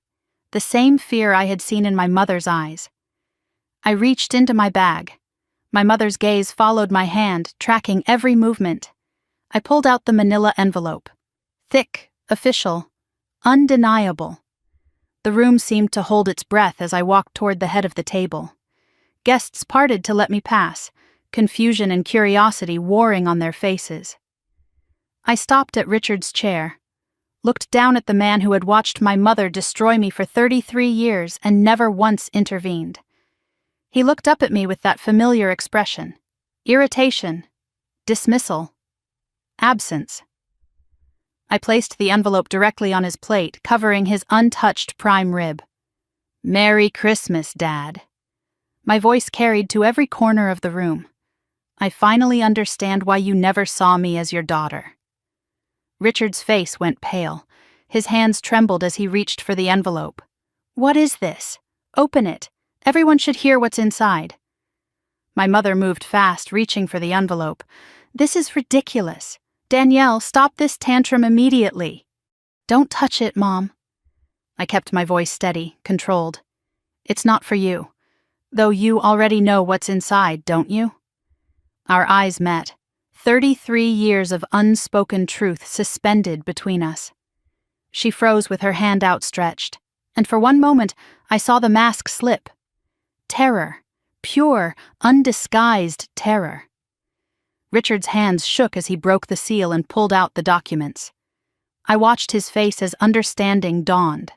First confusion as he scanned the pages, then recognition as the words registered, then something that looked almost like relief, like a man who had been holding his breath for 3 decades finally allowed to exhale.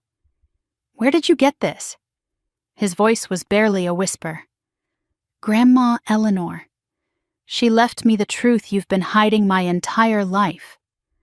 I took the document from his trembling hands and turned to face the room. 25 witnesses to 33 years of cruelty.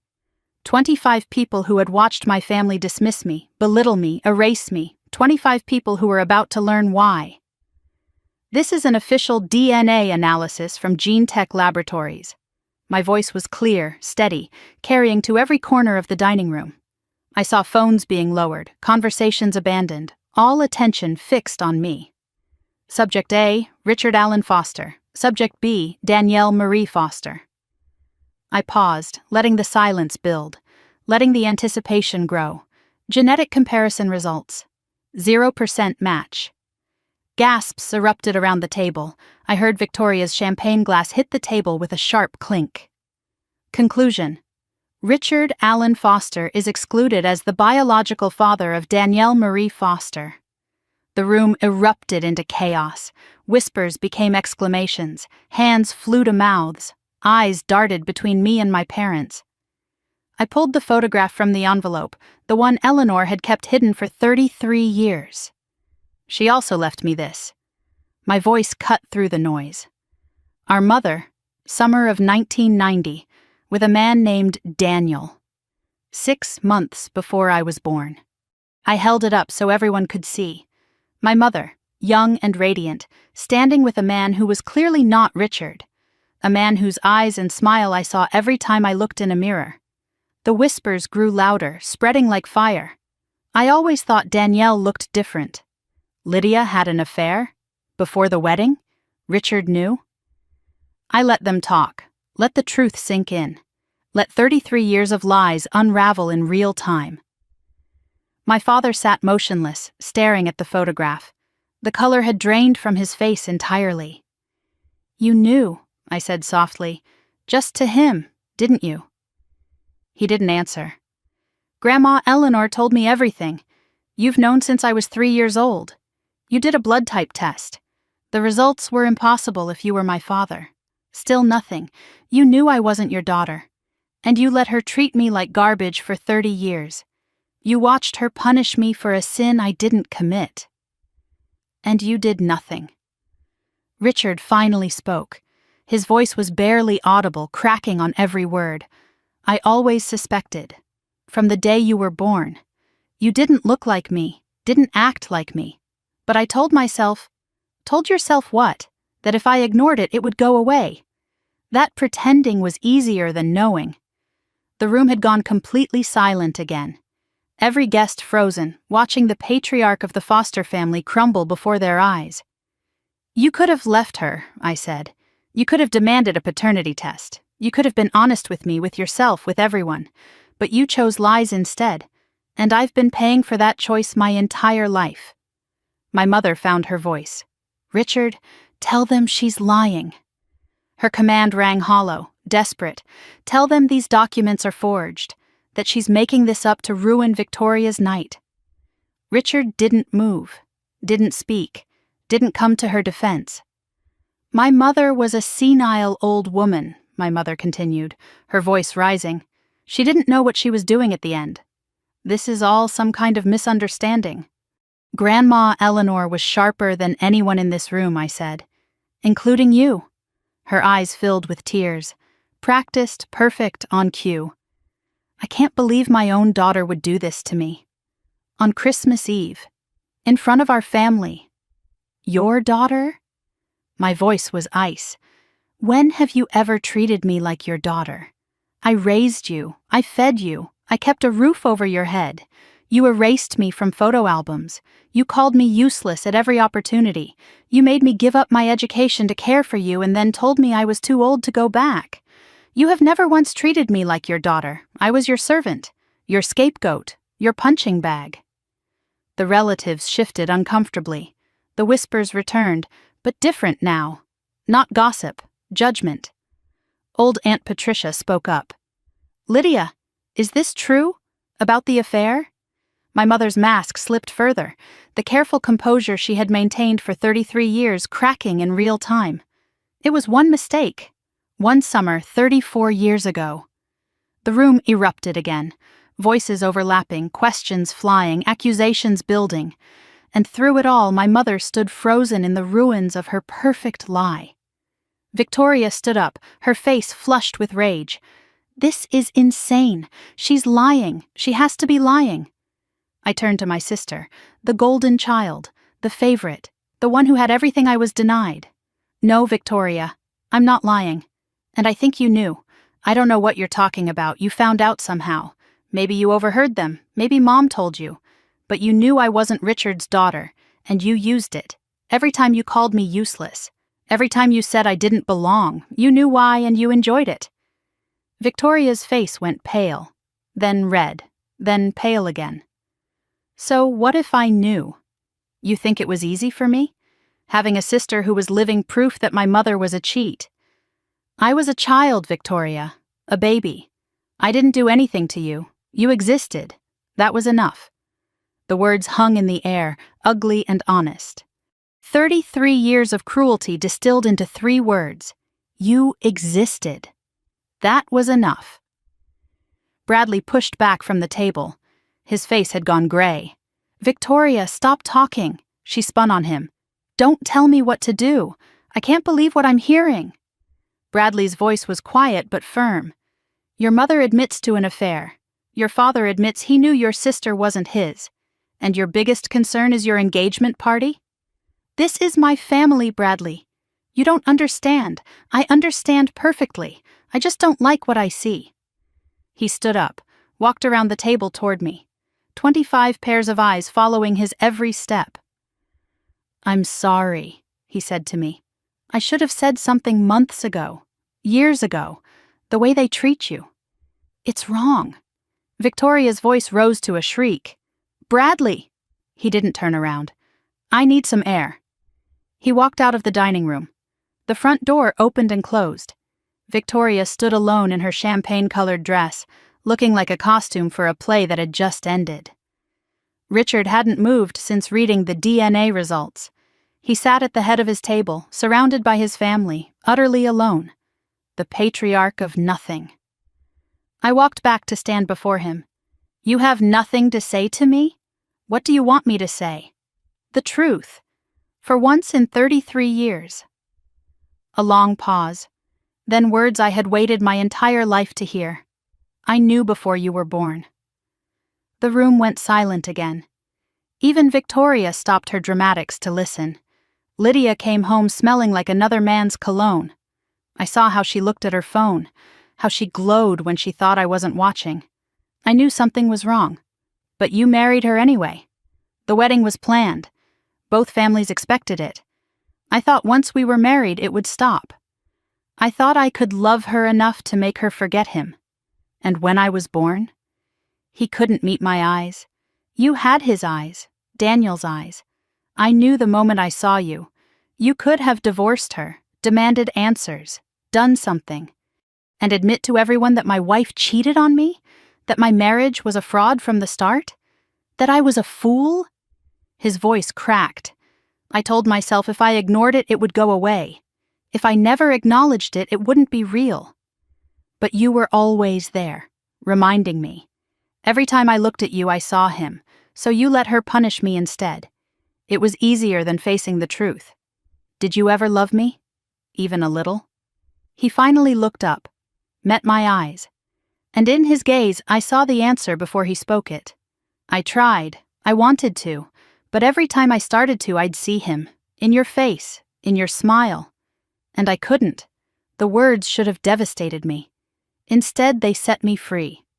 So you chose your pride over a child who didn't ask to be born. Yes. His voice broke completely. God help me, yes, I thought the worst was over. I thought there was nothing left to reveal. I was wrong. Aunt Margaret stood up, not hesitantly this time, deliberately, fully, like a woman who had finally made a decision after 32 years of silence. "Lydia," she said, and her voice rang through the silent room. "It's time to stop lying. To everyone." My mother's face went from flushed to gray.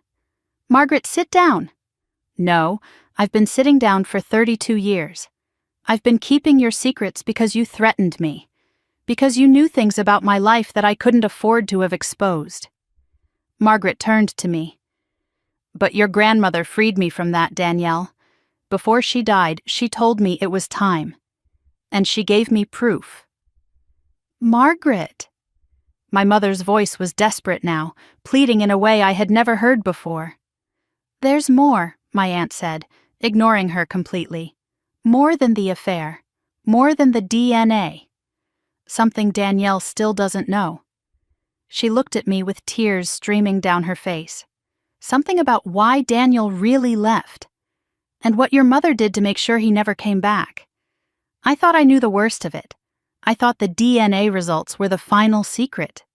But my aunt stood in the middle of that ruined dinner party, tears streaming down her face, and I realized my family's lies had layers I hadn't even begun to uncover. The dining room was frozen. 25 people suspended in place like figures in a painting. Champagne going flat in forgotten glasses. Candles flickering, casting shadows across stunned faces. Victoria still standing, her perfect dress wrinkled now, mascara beginning to run. Richard slumped in his chair like a man awaiting execution. And my mother, for the first time in my memory, looked absolutely terrified. Margaret stood straight, shoulders back, decades of silence burning away with every word. I've kept your secrets for 32 years, Lydia. I let you threaten me into submission. I watched you destroy your own daughter because I was too afraid to speak. Her voice cracked, but she kept going. But Eleanor made me promise. Before she died, she made me promise that when Danielle finally learned the truth, I would tell her the rest. The rest? My own voice sounded strange to my ears. What do you mean, the rest? The part your grandmother couldn't prove. The part only I witnessed. My mother stepped forward. Margaret, I'm warning you. With what? Margaret's voice rose with sudden fury. What else can you possibly threaten me with? Your daughter just exposed everything. Your husband just admitted he knew. There's nothing left to hide. There are things that don't need to be said. No, there are things that should have been said 33 years ago. Margaret turned to face me fully. Her eyes were wet, but her voice was steady now. It was Christmas, 1991. You were almost 2 years old. I came to this house early, just like today. I wanted to help your grandmother set up for the holiday dinner. The front door was unlocked. I walked in and heard voices from the study, angry voices, your mother and Eleanor arguing. What they were saying stopped me cold. She took a deep breath. Eleanor was furious. She said you have to tell him. Daniel deserves to know he has a daughter. And your mother said he doesn't have a daughter. Richard has a daughter.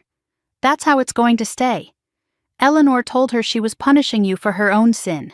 That you weren't even 2 years old and already she treated you like you were contaminated. And Lydia said, because every time I look at her, I see him. I see my mistake walking around in my house, eating at my table, calling another man Daddy. The words hung in the air like poison. My mother's face had gone completely white. Several relatives gasped. Victoria sank back into her chair, all fight drained from her. But that wasn't the worst part, Margaret continued. Eleanor threatened to contact Daniel herself. She said she had his address. She would write to him. He deserved to know the truth. And Lydia told her if you contact Daniel, I'll make sure you never see Danielle again. I'll tell Richard you've gone senile. I'll have you committed if I have to. You will not destroy my marriage. Margaret's voice dropped. Eleanor said your marriage is built on a lie. And Lydia answered, every marriage is built on lies, Mother. Mine just has bigger ones. I stepped back, trying to process what I was hearing. Trying to reconcile this version of my mother with even the cruel woman I had known. She had threatened to have her own mother committed. She had used me as a weapon to keep Eleanor silent. How did she find out you heard? I asked. I knocked over an umbrella stand. Margaret's laugh was bitter. Clumsy even then. The arguing stopped. Lydia appeared in the doorway and asked how much I'd heard. I said enough. And that's when she told me what would happen if I ever repeated it. She knew about my bankruptcy, about Michael's gambling, about why we really moved back to Westbrook. She collected secrets like weapons, and she used them to keep everyone silent while she punished you for existing. The room had gone completely still. No whispers now, no gasps. Just the sound of a family realizing that everything they thought they knew was wrong. "But that's not the worst of it," Margaret said again. "That's not why Daniel really left." My aunt reached into her purse and pulled out her phone. She connected it to a small portable speaker she had brought. "Your grandmother recorded this conversation in 2019. She wanted evidence that couldn't be disputed." Margaret pressed play, and Eleanor's voice filled the room, old, but clear and unmistakable. "Tell me what you did, Lydia. I need to hear you say it." Then my mother's voice, captured on tape 4 years ago. "Fine. You want the truth? Daniel called you in 1992. He wanted to know if the baby was his. And you told me."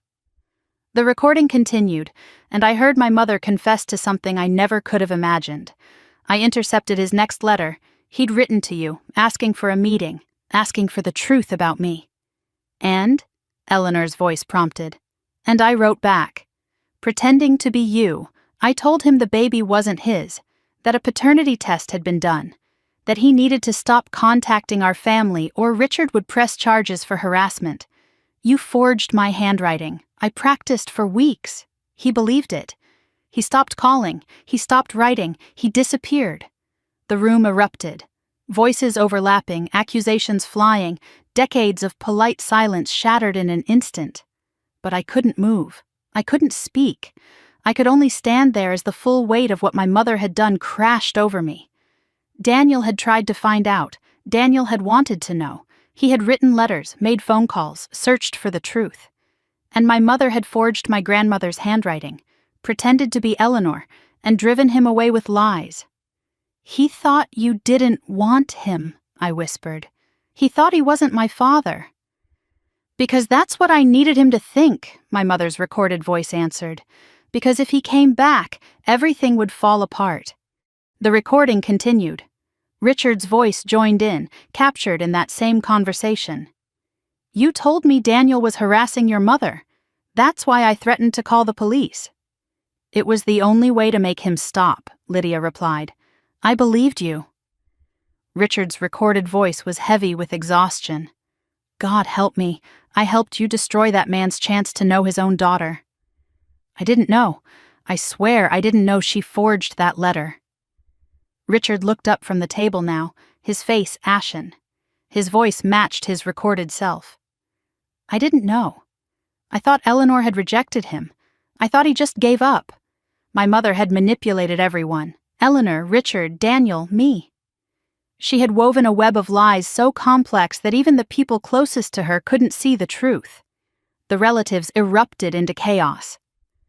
Old Aunt Patricia stood up, her voice shaking with fury. "Lydia, how could you? That man had a right to know his own child." Uncle Thomas slammed his hand on the table. "This is fraud, forgery, criminal behavior." Cousin Meredith was crying openly. "I always knew something was wrong with this family, but this is beyond anything I imagined." Through it all, my mother stood frozen in the center of the storm. Her careful mask had shattered completely. No more practiced tears, no more false smiles, just raw, exposed desperation. "You don't understand. None of you understand." "Then explain it, Mom." My voice cut through the chaos. "Explain why you stole my father from me. He would have ruined everything. Richard would have divorced me. I would have been a single mother. A scandal. I would have lost the house, the money, the life I built. So you chose comfort over my right to know my own father. I chose survival. You chose yourself. You always choose yourself." Victoria's voice cut through the noise. "Mom, just stop talking. You're making it worse." I turned to my sister. The golden child. The favored one. The daughter who had everything I was denied. "You knew too. Didn't you?" Victoria's face flushed. "I don't know what you're talking about. You found out somehow. Maybe you overheard them arguing. Maybe Mom told you to keep you loyal. But you knew I wasn't Richard's daughter, and you used it. Every time you called me useless, every time you said I didn't belong. You knew exactly why, and you enjoyed every second of it. Silence. Victoria's mouth opened and closed. Then the mask dropped. So what if I knew? Her voice was venom. You think it was easy for me? Having a sister who was living proof that my mother cheated? Having to watch everyone whisper about why we looked so different? I was a child, Victoria. I was a baby. I didn't do anything wrong. You existed. That was enough. You were a constant reminder of Mom's mistake. A walking scandal that could have destroyed our family at any moment. I'm not sorry I treated you badly. You deserved it just for being born. A voice came from the doorway. Bradley. He had returned, but he hadn't come back inside. He stood at the threshold, his face pale with disgust. I heard everything, he said quietly. I was standing in the hallway. Victoria spun toward him. Bradley, please let me explain. He held up his hand. I've heard enough explanations for one lifetime. He reached into his pocket and pulled out the engagement ring she had shown off so proudly just hours ago. He walked to the sideboard and set it down gently. I can't marry into this family. I can't be part of this. I'm sorry. Victoria's face crumpled. Bradley, no, please. But he was already walking away. The front door opened, closed, and the sound of his car starting echoed through the silent house. Victoria collapsed into her chair, sobbing. Her perfect night, her perfect announcement. Gone. I walked back to stand before Richard, the man who had watched my mother destroy me and chosen silence over truth. You helped her. I didn't know about the forged letter, but you helped her in other ways. You made sure I stayed invisible. You told me my dreams were worthless. You let her erase me from family photos, from family history, from family memory.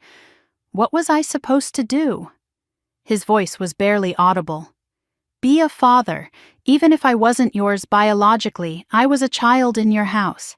I called you Dad. I loved you. I looked up to you. And you punished me for something I didn't do. His face crumpled, the careful composure he had maintained for 30 years finally breaking.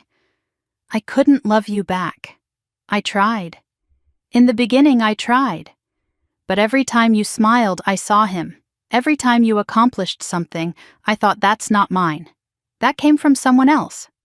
So you punished me for being talented, for being capable, for being anything at all. I punished you for being his. Then he said something that broke me and freed me at the same time. Do you know what the worst part is? His voice was barely audible. Tell me. I was relieved when Lydia suggested you drop out of school to care for her. I was relieved when you gave up your dreams. Because if you succeeded, if you became someone important, everyone would eventually see the truth. That you were nothing like me. That you never were. You deliberately held me back. We both did, your mother and I. It was the one thing we agreed on. If we kept you small, kept you invisible, no one would look too closely. No one would ask questions. You sacrificed my entire life to protect your lie. Yes. He couldn't meet my eyes. God forgive me, yes. I turned to my mother. She stood alone now. Richard broken at the table. Victoria collapsed in her chair. Margaret triumphant. Relatives horrified. No allies left. No more masks to wear. You think you're so righteous, she spat. So perfect, standing there in judgment. But you don't know what it was like. Then tell me. Tell me what was so terrible that you had to torture your own child for 33 years. I was 23. I was scared. Daniel was everything Richard wasn't. Passionate, exciting. He made me feel alive. And for one summer I let myself believe I could have a different life. And when you got pregnant, I panicked. The wedding was in 2 months. Both families had expectations. I couldn't throw everything away for a man I barely knew. So you married Richard. I thought I could forget. I thought once you were born, I would look at you and just see my daughter, my child. I thought love would be enough. But it wasn't. No. Her voice broke completely. I looked at you and I saw every choice I didn't make, every road I didn't take. You were a living reminder that I chose safety over love, comfort over passion, and I hated you for it. You hated me because you hated yourself. Yes. The word was barely a whisper. God help me, yes. Every cruel thing I ever said to you was something I wanted to say to myself. I'm not going to forgive you, Mom. I know. I'm not going to pretend this conversation fixes anything. I know that too. Good. Because I want you to remember this night for the rest of your life. Every Christmas, every family gathering. I want you to remember what you did, what you admitted, and who you really are. I picked up the documents from the table. The DNA results, the photographs, the evidence of 33 years of betrayal. I folded them carefully and placed them back in the envelope. I want everyone here to remember something. My voice carried across the silent room. For 33 years, I was told I was useless, disappointing, not good enough. I believed it. I let it define me. But I was never the problem. I was never defective. I was just inconvenient. A living reminder of lies everyone in this family chose to protect. Danielle, Richard started. Don't, I cut him off. Don't say my name like it means something to you. It never did. I turned to Aunt Margaret. Thank you for finally telling the truth. She nodded, tears streaming. I should have done it years ago. Yes. But you did it tonight. That matters. I walked toward the door. No one tried to stop me. Victoria's voice, bitter and broken, followed me. So that's it? You destroy everything and just walk away? I paused at the threshold. I didn't destroy anything, Victoria. I just stopped pretending it wasn't already broken. I looked at her one last time. Enjoy your engagement party. Oh, wait. Bradley left. I guess there's no place for dishonesty in his family. I stepped out into the cold December night. The door closed behind me, and for the first time in 33 years, I was free. I expected the driveway to be empty. I expected to walk to my car alone, drive back to my apartment, and collapse into the silence of my own space. But someone was waiting for me. A car I didn't recognize sat at the end of the driveway. A man leaned against it, watching the house. When he saw me, he straightened. Dark hair, graying at the temples. Kind eyes. A nervous smile that looked hauntingly familiar. My heart stopped. He took a step toward me. You're Danielle. Not a question, a recognition. I couldn't speak. I'm sorry to show up like this. I know you asked me to wait, but when I got your text about tonight, I couldn't stay away. I couldn't let you face them alone. He was shaking. I was shaking. The cold December air swirled around us, but neither of us moved to escape it. I'm Daniel, he said, and I think I'm your father.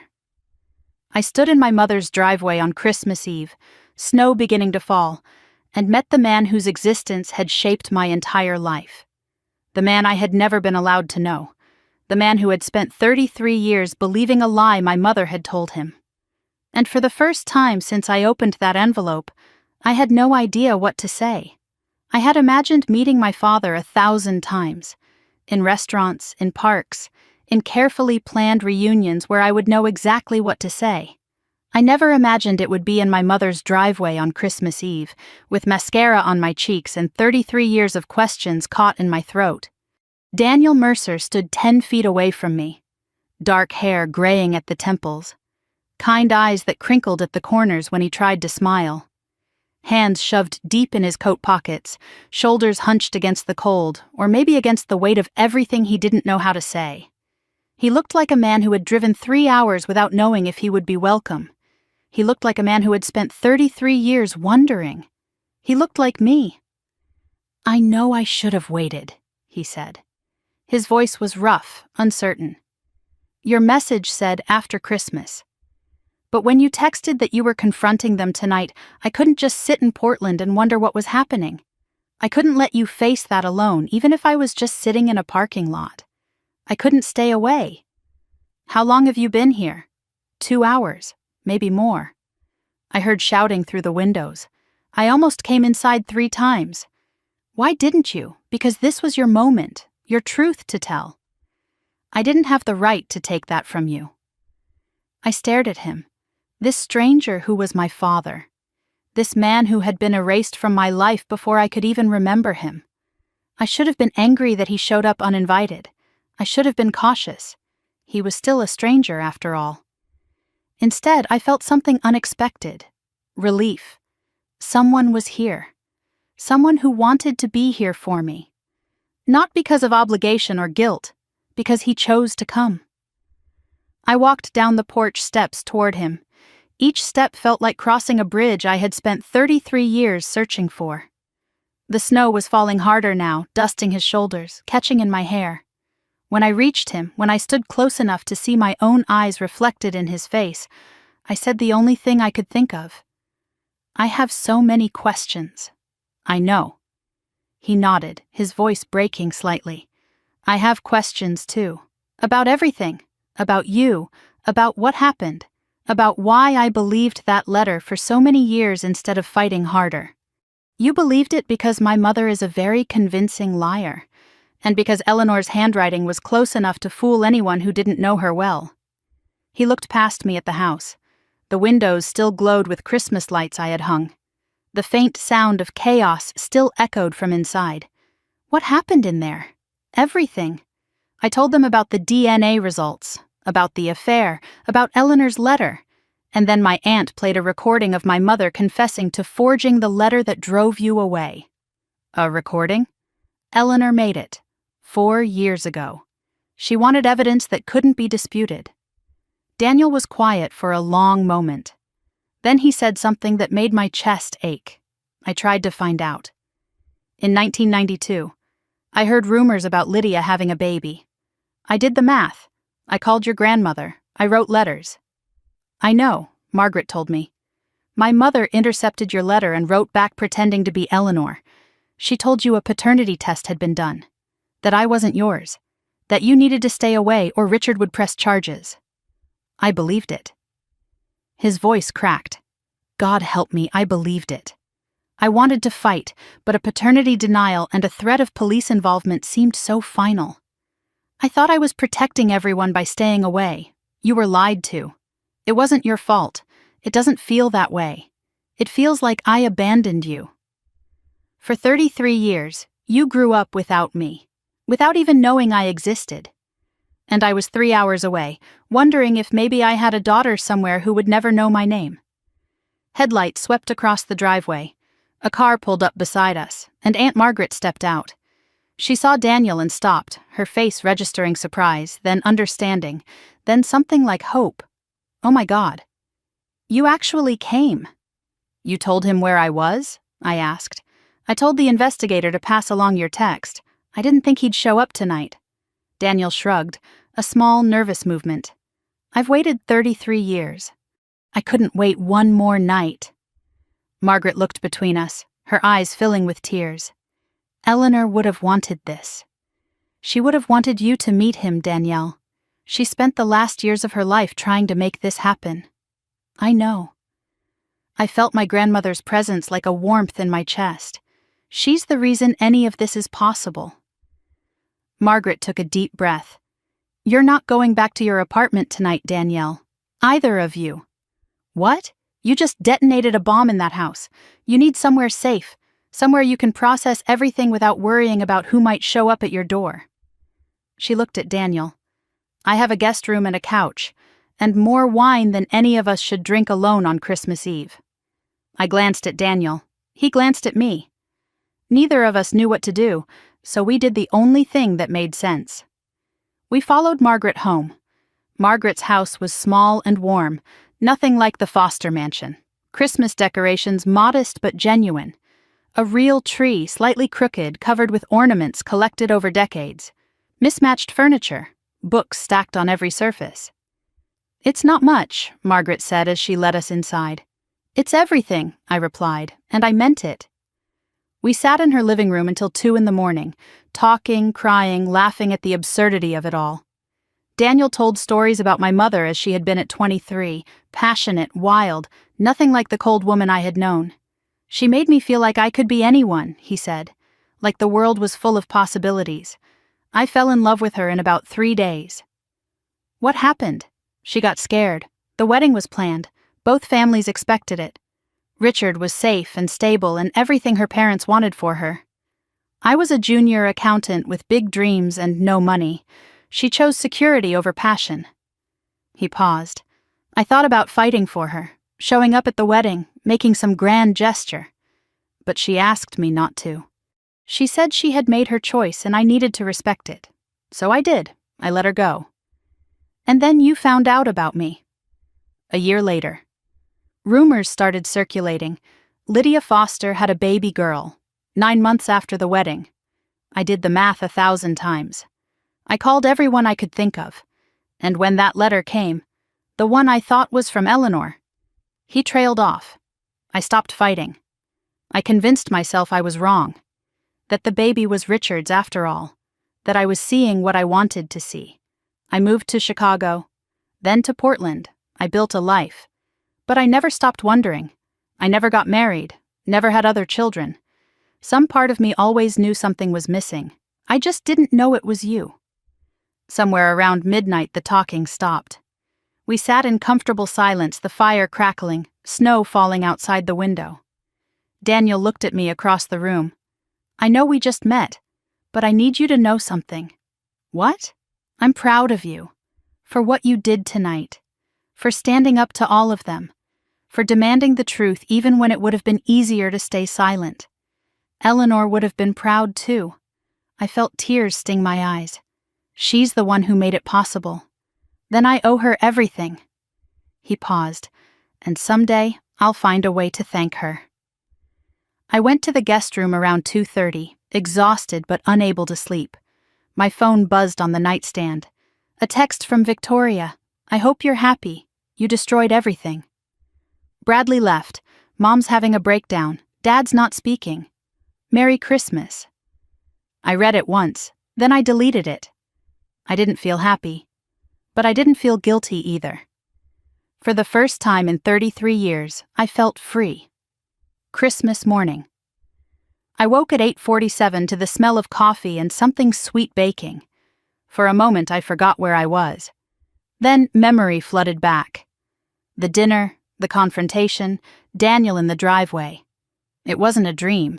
It had really happened. I found Margaret in the kitchen making pancakes. Daniel sat at the table, looking like he hadn't slept but refusing to admit it. Merry Christmas, Margaret said. First one without the Foster circus. How does it feel? Quiet. Strangely quiet. That's what peace sounds like, sweetheart. You've just never heard it before. Daniel slid an envelope across the table toward me. I brought this. I've been carrying it for 3 months, waiting for the right moment. I opened it with trembling hands. Inside was a letter, handwritten, dated the day after he learned I might exist. I wrote this before I knew anything about you, he said. Before I knew your name, your face, your life. I just wrote what I would have said if I'd had the chance. I unfolded the paper and began to read. To the child I may never meet. If you exist, if you're out there somewhere, I want you to know I never left by choice. I never stopped wondering. And if I ever find you, if the universe ever gives me that chance, I promise I'll spend the rest of my life making up for every moment I missed. I couldn't finish. The tears came too fast. You wrote this before you knew me. I wrote it for the daughter I hoped you were. He reached across the table and took my hand. And you're more than I ever could have imagined. The fallout from Christmas Eve arrived in waves over the next 36 hours.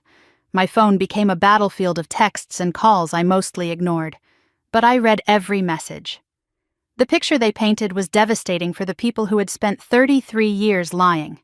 Victoria's messages grew increasingly unhinged. Christmas Day at 11, Bradley won't return my calls. His parents called off the engagement brunch. I hope you're satisfied. Christmas Day at 4, Mom hasn't stopped crying. She locked herself in her room. At 9, Dad's drinking. He finished an entire bottle of scotch. "This is your fault. Boxing Day at 2 in the morning, I always knew you'd destroy this family someday. I just didn't think you'd be so cold about it." Richard's messages were brief and broken. "Christmas Day at 3, Danielle, we need to talk, please." At 8, "I know I don't deserve your time, but there are things I never said." Boxing Day at 10, "Your mother and I are separating. I'm moving to a hotel. I thought you should know." Separating. After 33 years of lies, the truth had finally broken them apart. My mother sent nothing. Complete silence. Somehow that was worse than Victoria's rage. Relatives I barely knew suddenly remembered I existed. Cousin Meredith wanted to know if I was okay. Uncle Thomas said he was sorry. Aunt Patricia texted that Eleanor would be proud. People who had ignored me for 3 decades, suddenly reaching out, suddenly seeing me. I replied to none of them. What was there to say? On Boxing Day afternoon, sitting in Margaret's living room, my secret finally came out. Margaret was scrolling her phone, half watching the news. "Wait a minute. This designer everyone's talking about, Ember? They're saying she's Connecticut-based." She showed me the screen, a fashion blog headline. "Who is Ember? The mystery designer taking the industry by storm." My heart stopped. "You're looking at her," I said quietly. Margaret's phone nearly slipped from her hand. "What?" "Ember. Ember and Thread. That's me. I've been building it in secret for 7 years." Daniel leaned forward. "You're a fashion designer?" "I was supposed to be. Before I had to drop out. Before they took that dream away from me. So I built it back, piece by piece, in the spaces where they couldn't see. I showed them everything. My Instagram with 94,000 followers, my website, my portfolio, the Vogue feature request sitting in my inbox, the boutique deal waiting to be signed." "Why didn't you tell anyone?" Margaret breathed. "Because they would have found a way to destroy it. The only power I had was invisibility." Daniel stared at the screen, scrolling through my designs. "These are extraordinary." "You don't have to say that. I'm not being polite. I don't know fashion, but I know art, and this is art." He looked up at me with something new in his eyes. Pride. "My daughter is a designer, a real designer. I'm not famous or anything. You will be. Anyone who looks at this can see you will be." Margaret suddenly laughed. "Oh my God." "Victoria's engagement dress. What about it?"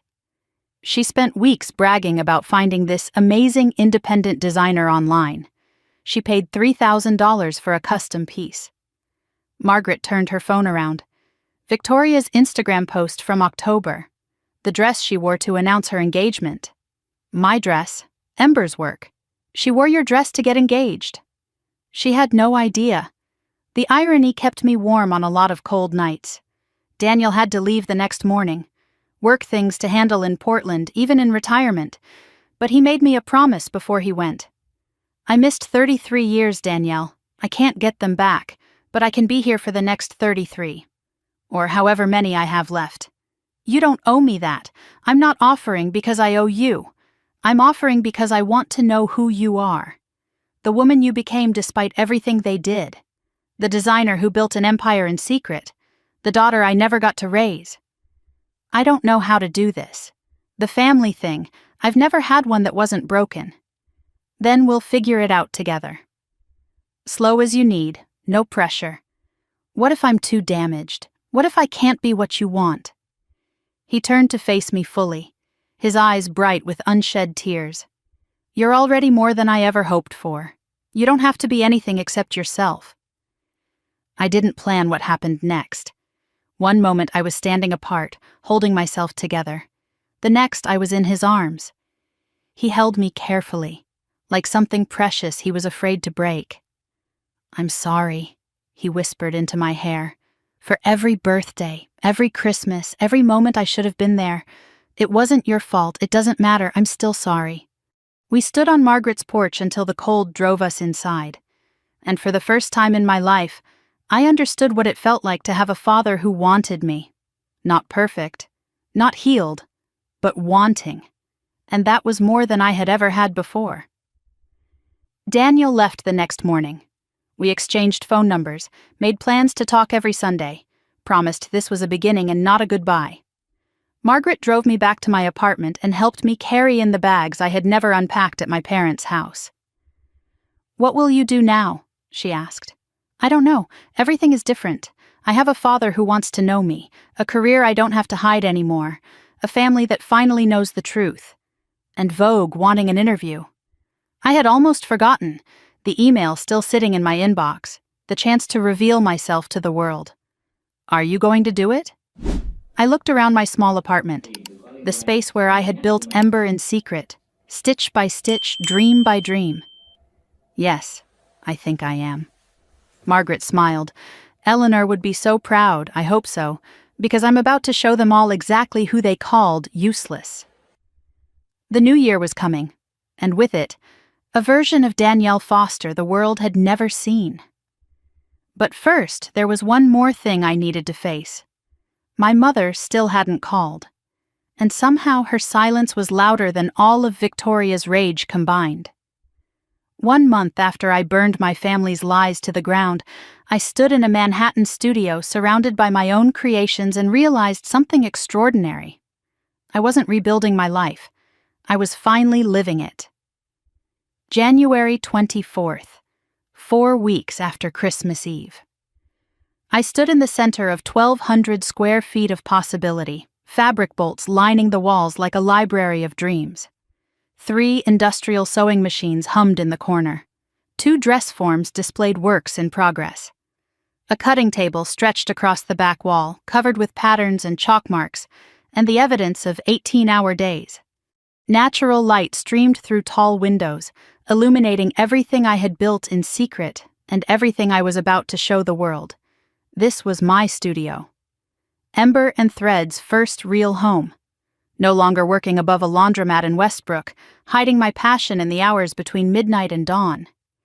Eleanor's $50,000 had finally been put to its intended use. The Soho boutique deal was providing steady income. The Vogue interview was scheduled for next week. Everything I had built in darkness was about to step into the light. I ran my fingers across a finished gown hanging on the nearest form. Burgundy silk, hand-stitched beading that caught the light like scattered stars. This dress would be photographed, published, worn by someone who mattered, and everyone would know it came from the hands they had called useless. Everyone would see what they had tried to bury.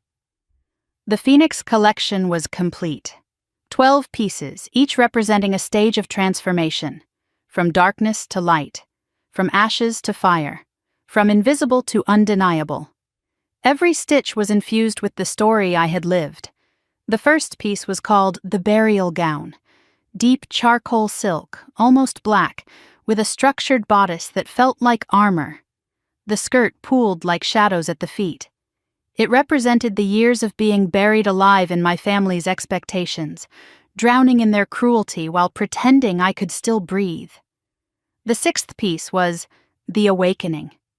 A transitional design, gray to rose gold ombre, with delicate hand-embroidered feathers emerging from the hem like wings trying to unfold. The moment I realized I deserved more than the scraps they threw me. The final piece was Phoenix Rising, crimson and gold, layers of silk that moved like flames when the fabric caught the air. 300 hours of handwork visible in every detail, the dress I would wear to my own reveal, the dress that said I survived everything you did to me, and I turned it into art. Daniel had visited twice since Christmas. He sat in the corner of my studio during his last trip, watching me work for hours without interrupting. "You get this look when you're designing," he told me, "like you're somewhere else entirely. I am somewhere else. I'm in the world I'm creating." He nodded, understanding without needing explanation. That's what passion looks like.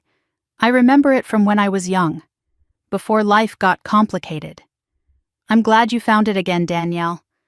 I'm glad you never let them take it from you. While I was finishing the final beating on Phoenix Rising, my laptop chimed with a new email. I almost ignored it. I had been ignoring most emails lately, too focused on the work to deal with the outside world. but the subject line caught my eye. Met Gala 2024 Designer Invitation. I stopped stitching, read the subject line again, opened the email with trembling fingers. Dear Ember, the message began. The Metropolitan Museum of Art's Costume Institute cordially invites you to attend the 2024 Met Gala as an emerging designer of exceptional promise. Your work has captured the attention of the fashion world, and we believe your presence would honor this year's celebration of transformation and reinvention. Please confirm your attendance by February 15th. The Met Gala, the most prestigious fashion event in the world. The night when designers, celebrities, and icons gathered to celebrate the art of clothing. And they wanted me.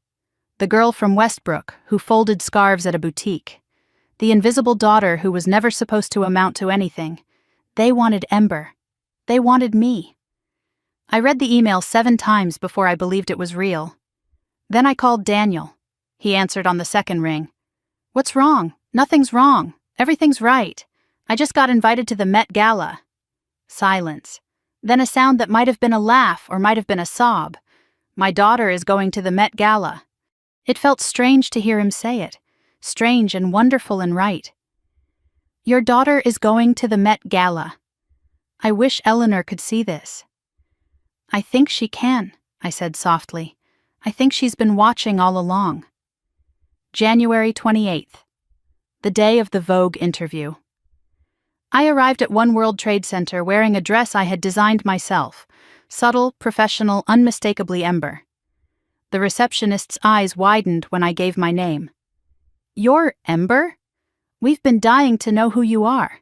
The journalist was Miranda Chen, senior features editor. Sharp eyes, warm smile, a digital recorder placed precisely on the table between us. Everyone in fashion has been asking the same question for 2 years, she said. Who is Ember? My name is Danielle Foster. I'm 33 years old, and I've been designing in secret for 7 years. The interview lasted 2 hours. Miranda asked about my training. Parsons, I told her. I had to drop out junior year, family emergency.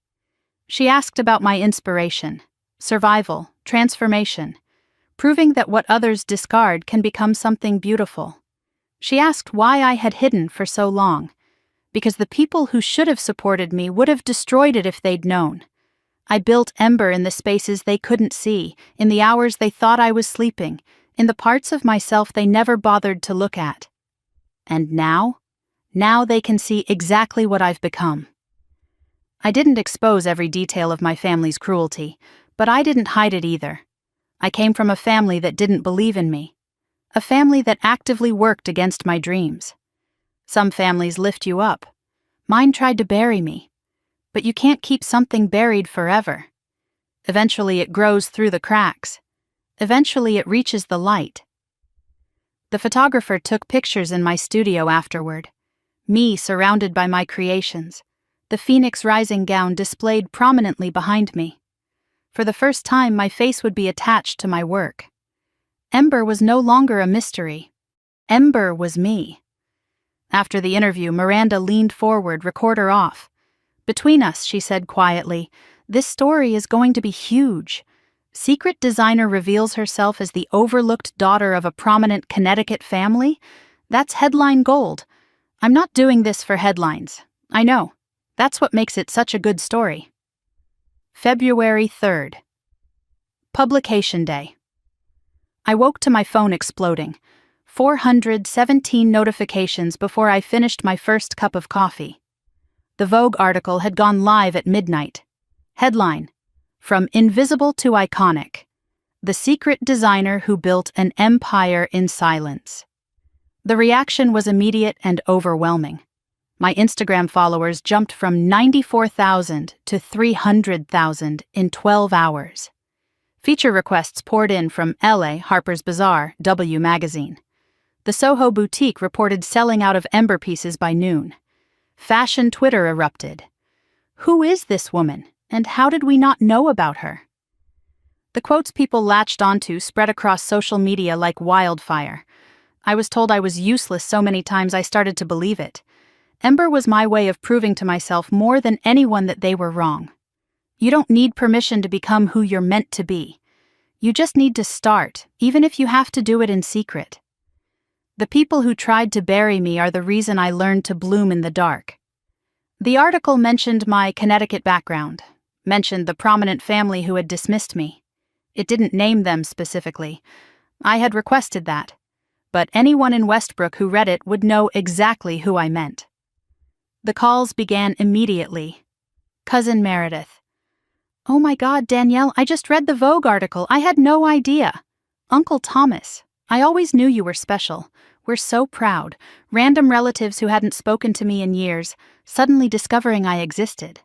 I let most of them go to voicemail. One text stood out from the flood. Victoria, we need to talk. I saw the article. Call me. Not congratulations, not I'm sorry, just, we need to talk. Like I owed her something. I didn't respond. Small towns talk. Westbrook was no exception. By February 4th, everyone knew. Mrs. Chen called me directly from the boutique. Honey, I always knew you were something special. The way you touched fabric, the way you saw what others missed. You never said anything. You weren't ready to hear it. But I'm saying it now. I'm proud of you. And I want to display a sign in my window. Ember and Thread Designer worked here. Is that okay? I laughed through my tears. I'd like that. Word of the Foster family fallout reached me through Margaret.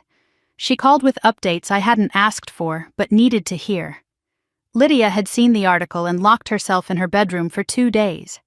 Richard had read it at his hotel and called Margaret to ask if it was true. Victoria had posted a cryptic Instagram message. When family wounds become public spectacle, 400 comments underneath, asking what she meant. The town's reaction was everything I had imagined and nothing I had expected. Former teachers reached out. We always knew you had talent. High school classmates suddenly remembered my name. Wait, that quiet girl? That's Ember?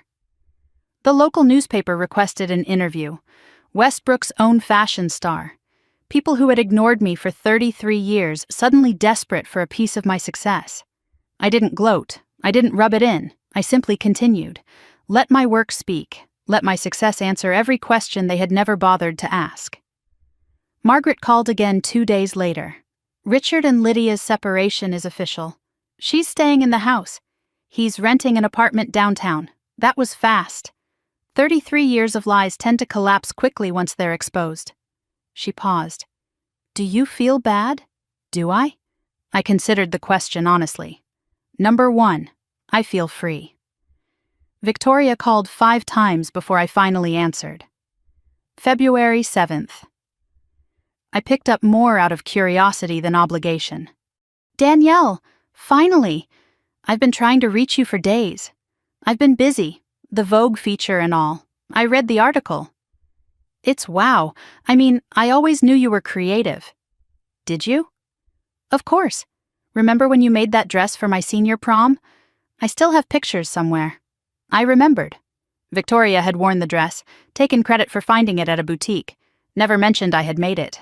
I remember. Well, I was thinking. Now that you're, successful, maybe we could reconnect. I know some people who would love to meet you, industry people. I could introduce you to some really important contacts. Victoria, stop. What? I don't need your connections. I don't need your introductions. I built this without you, without any of you. I'm trying to support you. No, you're trying to attach yourself to my success, the same way you attached yourself to my failure for 33 years. I let the silence stretch. Victoria didn't fill it. You wore my dress to your engagement party, the one Bradley walked out of. More silence. You've been praising Ember's work for 2 years online. You had no idea it was mine. So, no, Victoria. We're not going to reconnect. You had 33 years to be my sister. You chose to be my bully instead. Her voice turned cold. You think you're so much better than us now? No, I think I've always been exactly who I am. The difference is, now everyone else can see it too. Mom was right about you. Goodbye, Victoria. I hung up. The satisfaction lasted about 10 seconds. Then came the hollow feeling. the grief for the sister I had never really had. Daniel called that evening, somehow sensing I needed him. Rough day? Victoria tried to pretend the last 33 years didn't happen. How did that go? I hung up on her. Good. Some bridges aren't worth rebuilding. They were rotten from the start. Richard's email arrived on February 10th. Subject line, "From your father, please read." 3 pages long. I almost deleted it unread. But something made me open it. The apology was lengthy, detailed, seemingly genuine. He acknowledged every failure, the silence, the complicity, the cruelty by omission.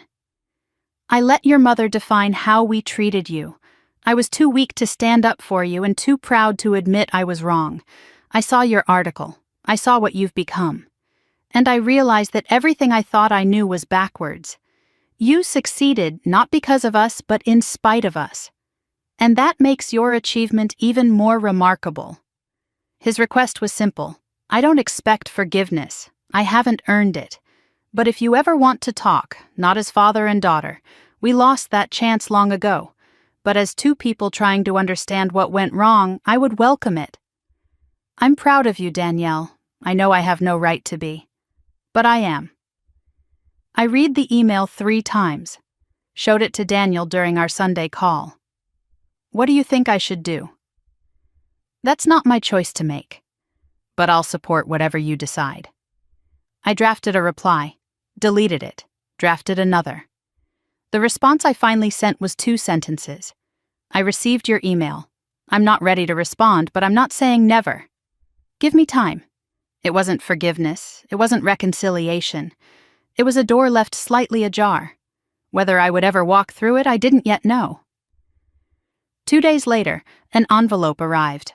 Not an email. Physical mail. Heavy cream cardstock, hand-calligraphed address. Inside was an invitation to a private showing at the Portland Museum of Art. Daniel's handwriting on the enclosed note made my heart skip. "Dear Danielle, my retirement wasn't just about leaving accounting. It was about finally pursuing what I love. Art curation. I've spent the last year organizing an exhibition called Found, Art of Second Chances. The opening is February 20th. I would be honored if you would attend. I've reserved a space for one of your pieces if you're willing to loan it. There's also someone I'd like you to meet. Someone who knew your mother and me, back when everything began. Someone who might have answers to questions even I can't answer. Come to Portland. See what I've built. And maybe we can discover the rest of this story together. With love, Daniel." Then, in smaller handwriting beneath his signature, a single word in parentheses. "Dad, if that's okay." I held the invitation for a long time. Dad. He had written, Dad. I didn't know if I was ready for that word yet. It still felt new, fragile, like something that might break if I held it too tightly. But I knew one thing for certain. I was going to Portland. I was going to see what he had built. And I was going to find out what other secrets this story still held. The train to Portland took 4 hours. 4 hours to think about the word Dad and whether I was ready to say it out loud. February 19th, the day before Daniel's exhibition opening. I packed a small bag, enough for 3 days, and told no one except Margaret where I was going. "Are you nervous?" she asked as she drove me to the station. Terrified. But I've spent 33 years not knowing who I am. I can't spend another day avoiding the answers. She hugged me on the platform, longer than usual. "Eleanor would be so proud of you. For all of this. For everything you're becoming." I hope so. I really hope so. The train pulled away from the station, and I watched Connecticut become Massachusetts, become New Hampshire, become Maine. The landscape changed outside my window. Bare trees giving way to snow-covered fields. Small towns flickering past like memories. I kept my phone in my bag, deliberately ignored. Just my thoughts and the letter Daniel had sent with the invitation. Not the invitation itself. Another letter that arrived 2 days later. Handwritten, 8 pages, his careful script filling every line. "I want you to know everything before you arrive," he had written. so you can decide if you still want to come. I had read it 7 times already. I was about to read it again. I unfolded the pages carefully. The paper was soft now, worn from handling. My dearest Danielle, the letter began. I've started this letter 15 times. Each time I get lost trying to find the right words. Maybe there are no right words for what I need to tell you. Maybe all I can offer is the truth, ugly and incomplete as it is. Let me start at the beginning. The summer of 1990, when I was 25 years old and stupid enough to believe that love could conquer anything. Daniel's story unfolded across the pages. He was a junior accountant at Hartford Textile Company. Fresh out of college, idealistic, hungry for a life that meant something. Lydia was the receptionist. Beautiful, sharp-tongued, magnetic in a way he had never encountered before. She laughed like the world was a joke, only she understood, he wrote. I was lost from the first moment I saw her. I knew she was engaged to Richard Foster. Everyone knew. But I told myself I didn't care. I told myself love was more important than propriety. I told myself a lot of things that summer. Most of them were lies I needed to believe. The affair lasted 3 months. Stolen moments in empty conference rooms, secret meetings at a motel outside of town, promises neither of them could keep. She said she would leave him. She said she just needed time. I believed her because I needed to. Because the alternative was accepting that I was just a distraction. A summer fling before she settled into the safe life she had chosen. The letter continued, and each word painted a picture I had never seen. September 1990, 1 month before the wedding. Daniel gave Lydia an ultimatum, him or Richard. Choose. She cried. She said she loved me. She said she couldn't leave. I asked her why not. She said because Richard is safe, and you're not. They met one final time, the night before Lydia married Richard. I begged her not to go through with it. I offered her everything I had, which wasn't much, a small apartment, a modest salary, a future full of uncertainty but also full of love. She kissed me goodbye and said some loves aren't meant to survive. I watched her walk away, and I thought that was the end of us. He didn't know then that she was already carrying me, didn't know that their last night together had created something neither of them expected. If I had known, he wrote, the ink slightly smudged as if he had paused there for a long time. God, Danielle, if I had known, nothing could have kept me away. I would have fought armies. I would have torn that house apart. I would have done anything to be your father. But I didn't know. And I've spent 33 years living with that ignorance.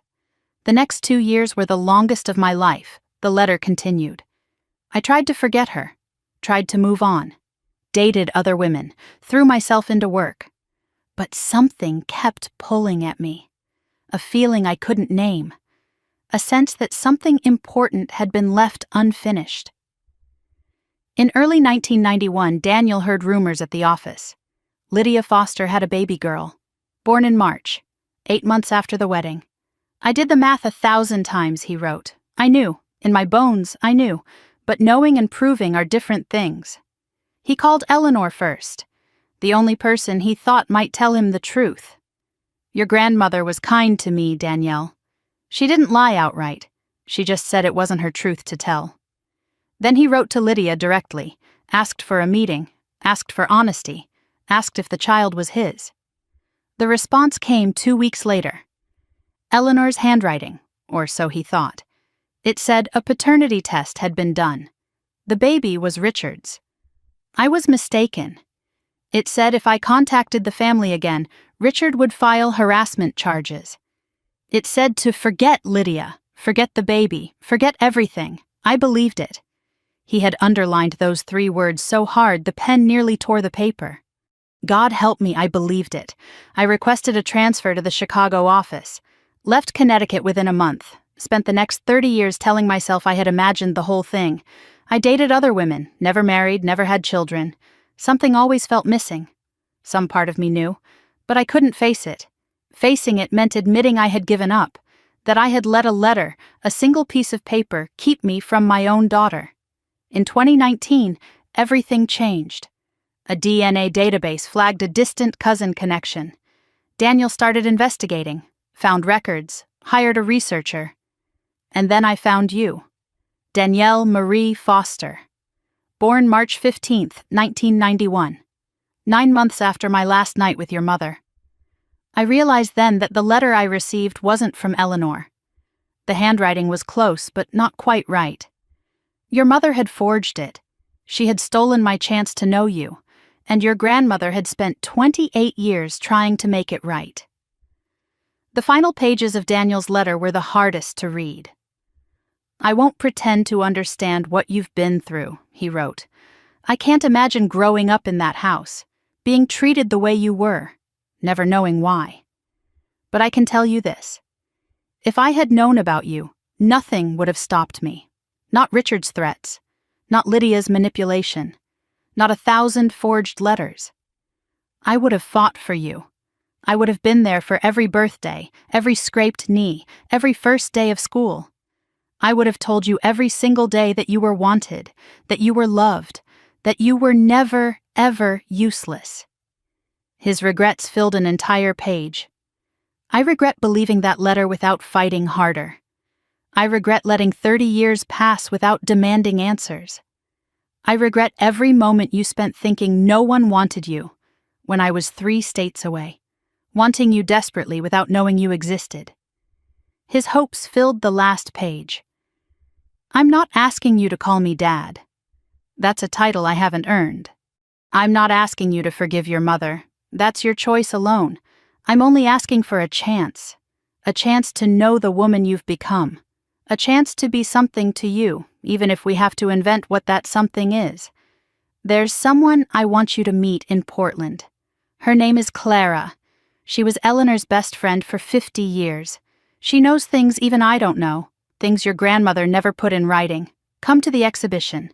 See what I've built with my second chance. And maybe together we can find the rest of this story. Whatever you decide, know this. I've waited 33 years to say these words. I love you, Danielle. I've loved you since before I knew your name. Daniel. I folded the letter carefully and looked out the window at the snow-covered landscape. I'm coming, Dad, I whispered to my reflection. I'm finally coming. Portland in February was cold and beautiful and foreign, a city I had never visited, holding a father I had never known.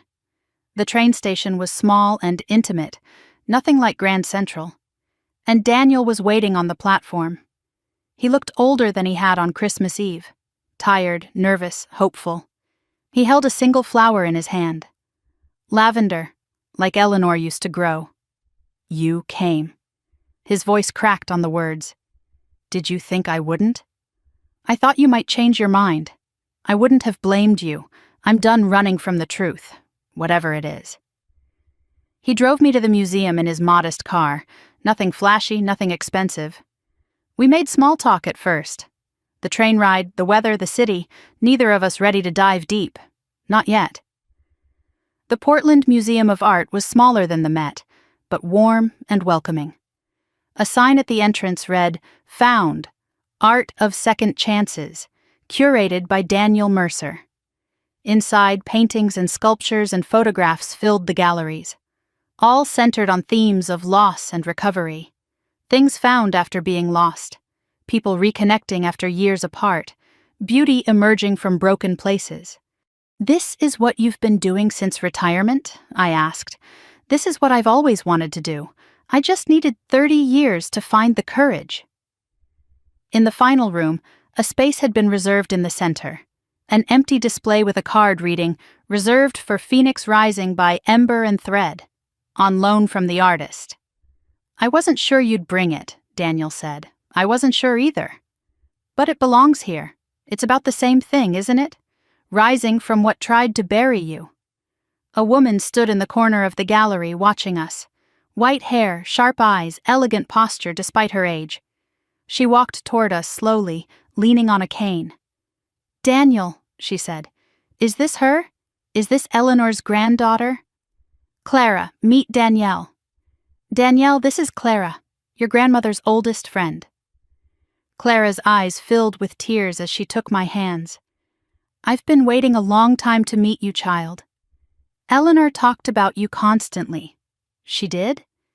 You were the light of her life, the only thing she was truly proud of in that family.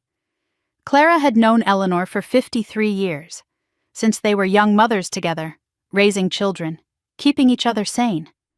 Eleanor told her everything over the years, the affair, the pregnancy, the forged letter, but also something more, something Eleanor had never put in writing.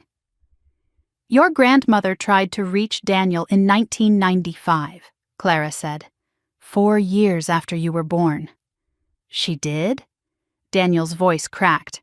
Lydia found out, intercepted the letter, threatened to have Eleanor committed if she ever tried again. That's when Eleanor started keeping records, building evidence, preparing for the day when someone would finally be strong enough to use it. Eleanor's original plan was to tell me when I turned 18, give me the choice as an adult. What stopped her? Your mother found out, threatened to move the family away, cut Eleanor off completely. Your grandmother chose to stay close to you rather than tell the truth.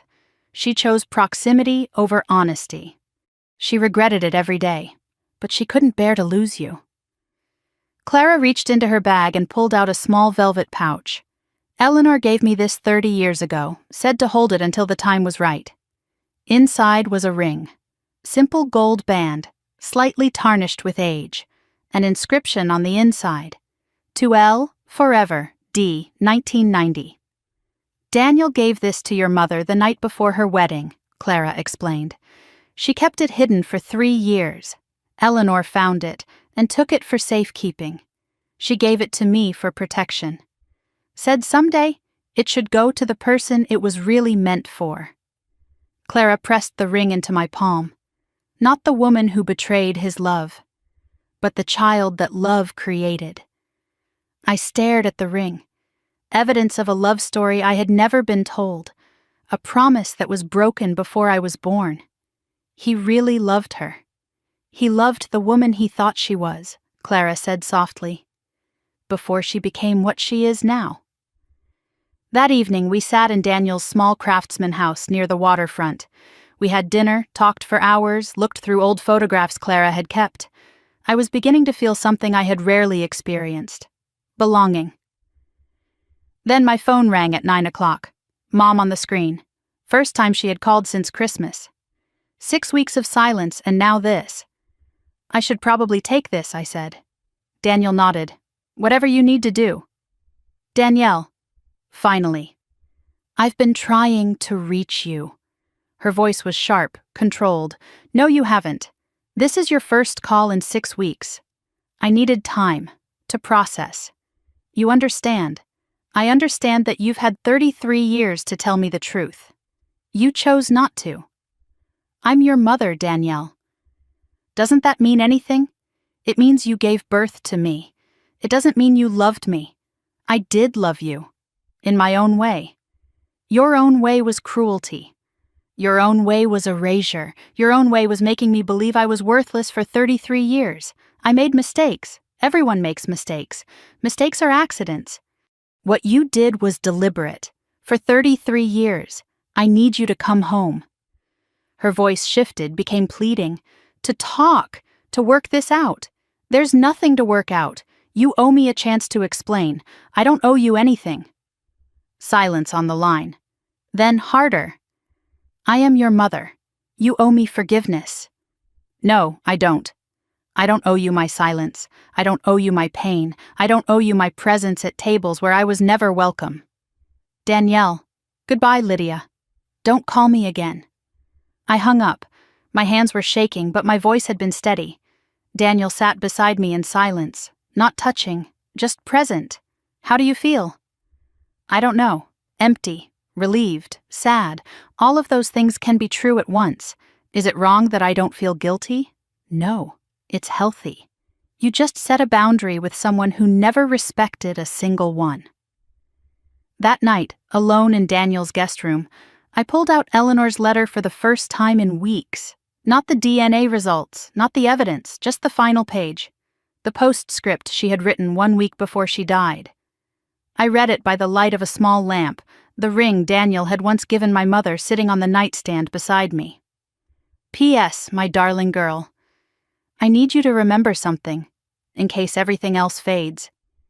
You were not a mistake. You were not a punishment. You were not something to be ashamed of. You were a miracle I got to love for 30 years. The bravest, kindest, most talented person I've ever known. Not in spite of what you endured, but because of how you survived it. Your mother's choices are not your story. Her shame is not your inheritance. You are allowed to be happy. You are allowed to be loved. You are allowed to take up space in a room without apologizing for breathing. I'm sorry I couldn't protect you better. I'm sorry I stayed silent. I'm sorry I chose fear over courage for so long. But I'm not sorry I loved you. That was the easiest choice I ever made. Fly, my little phoenix. Build your empire. Wear your success like armor. And when they finally see what you've become, don't let them take credit for surviving what they did to you. Live, sweetheart. That's the only revenge that matters. All my love, forever and after, Grandma Eleanor. I held the letter to my chest and cried. Not the broken tears I had cried so many times before. These were different, cleansing, like rain after a drought. I found him, Grandma, I whispered to the empty room. I found Daniel. I found the truth, and I found myself. Somewhere I knew she heard me. Tomorrow I would go home, not to Westbrook. That was never home, but to New York, to my studio, to the life I had built from nothing. And for the first time in 33 years, I knew exactly who I was. 2 months after I walked out of my mother's house on Christmas Eve, I stood backstage at New York Fashion Week and realized something that would have been impossible to believe a year ago. I was exactly where I was meant to be. February 28th, the final day of Fashion Week. Backstage chaos surrounded me at the Spring Studios venue, models in various states of preparation, stylists pinning last-minute adjustments, makeup artists adding final touches, the hum of anticipation and nerves and barely contained excitement filling every corner of the room. And me in the center of it all. Not hiding, not invisible, not apologizing for taking up space. Ember and Thread's first official runway show was about to begin. 12 pieces, 12 transformations. The Phoenix Collection, born from everything I had survived and everything I had become. I wore a gown I had designed myself. Deep burgundy silk with hand-stitched beading that caught the light like scattered stars. Eleanor's locket hung around my neck, warm against my skin.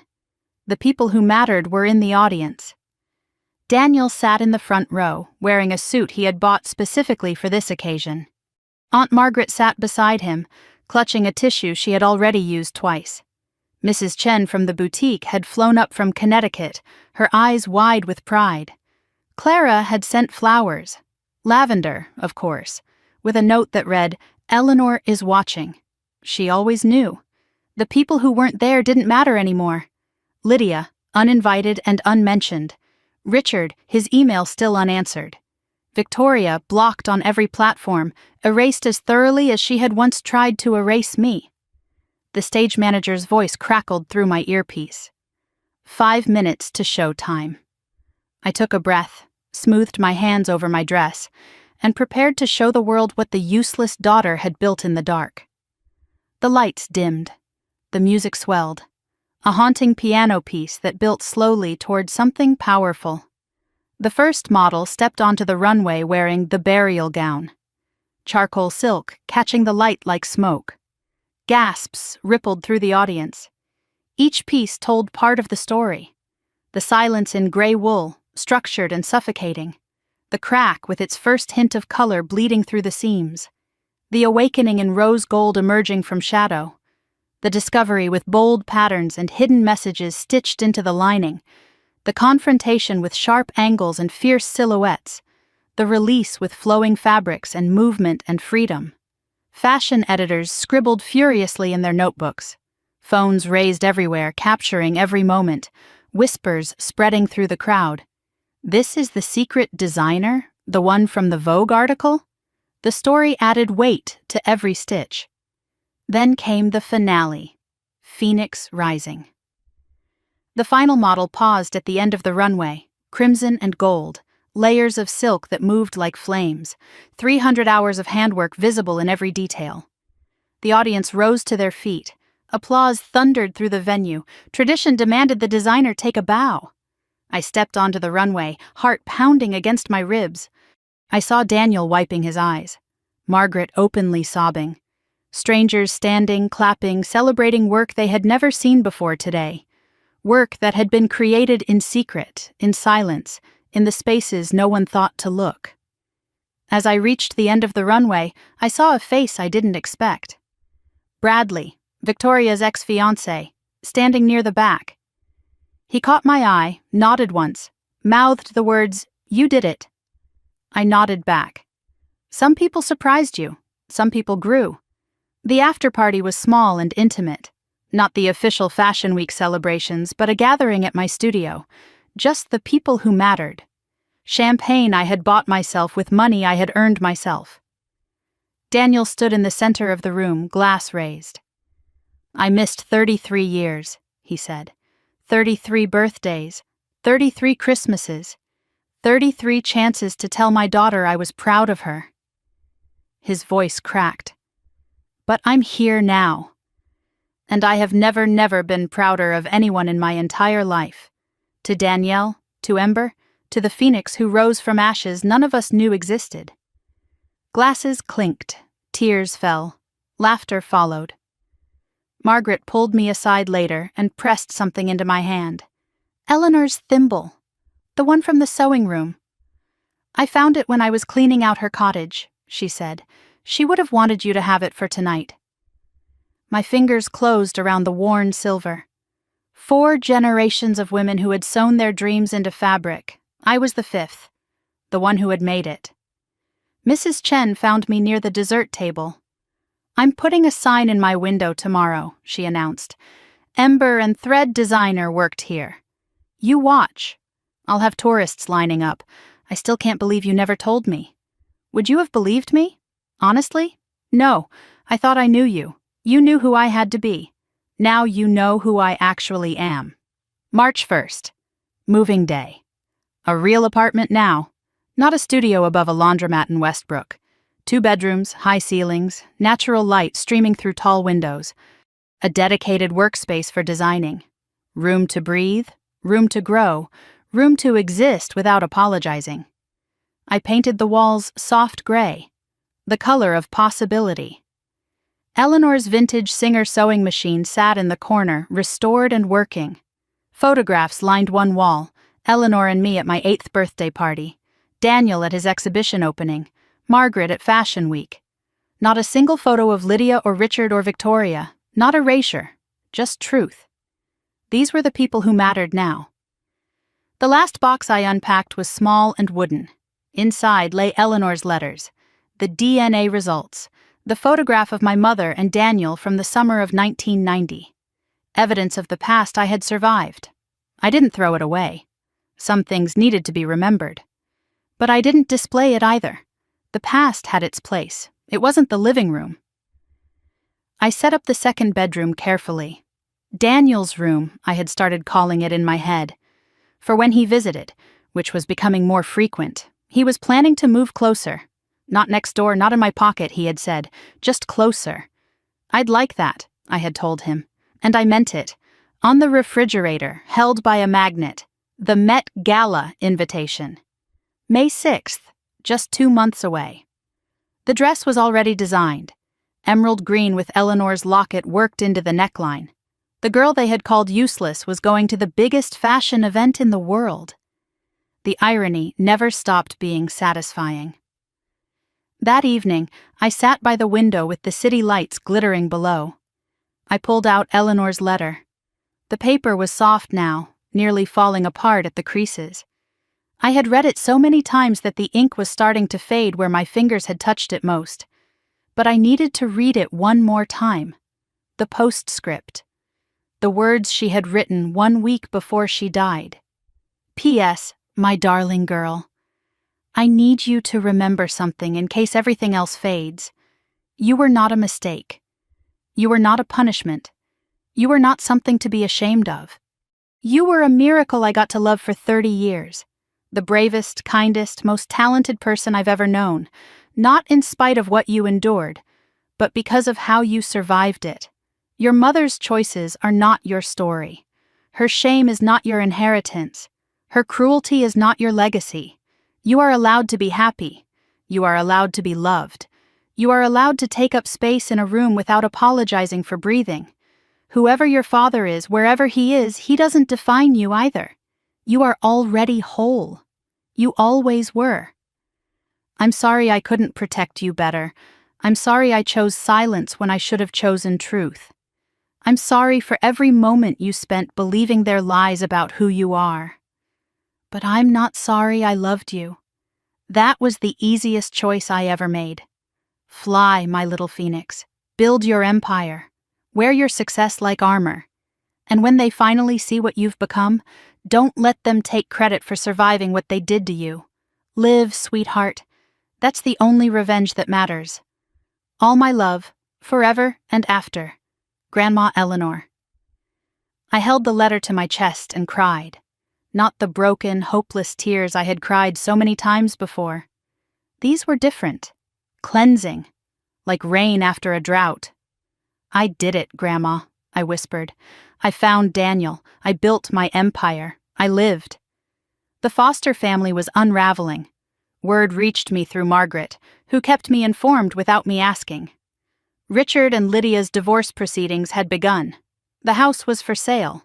33 years of marriage collapsing under the weight of lies that could no longer be sustained.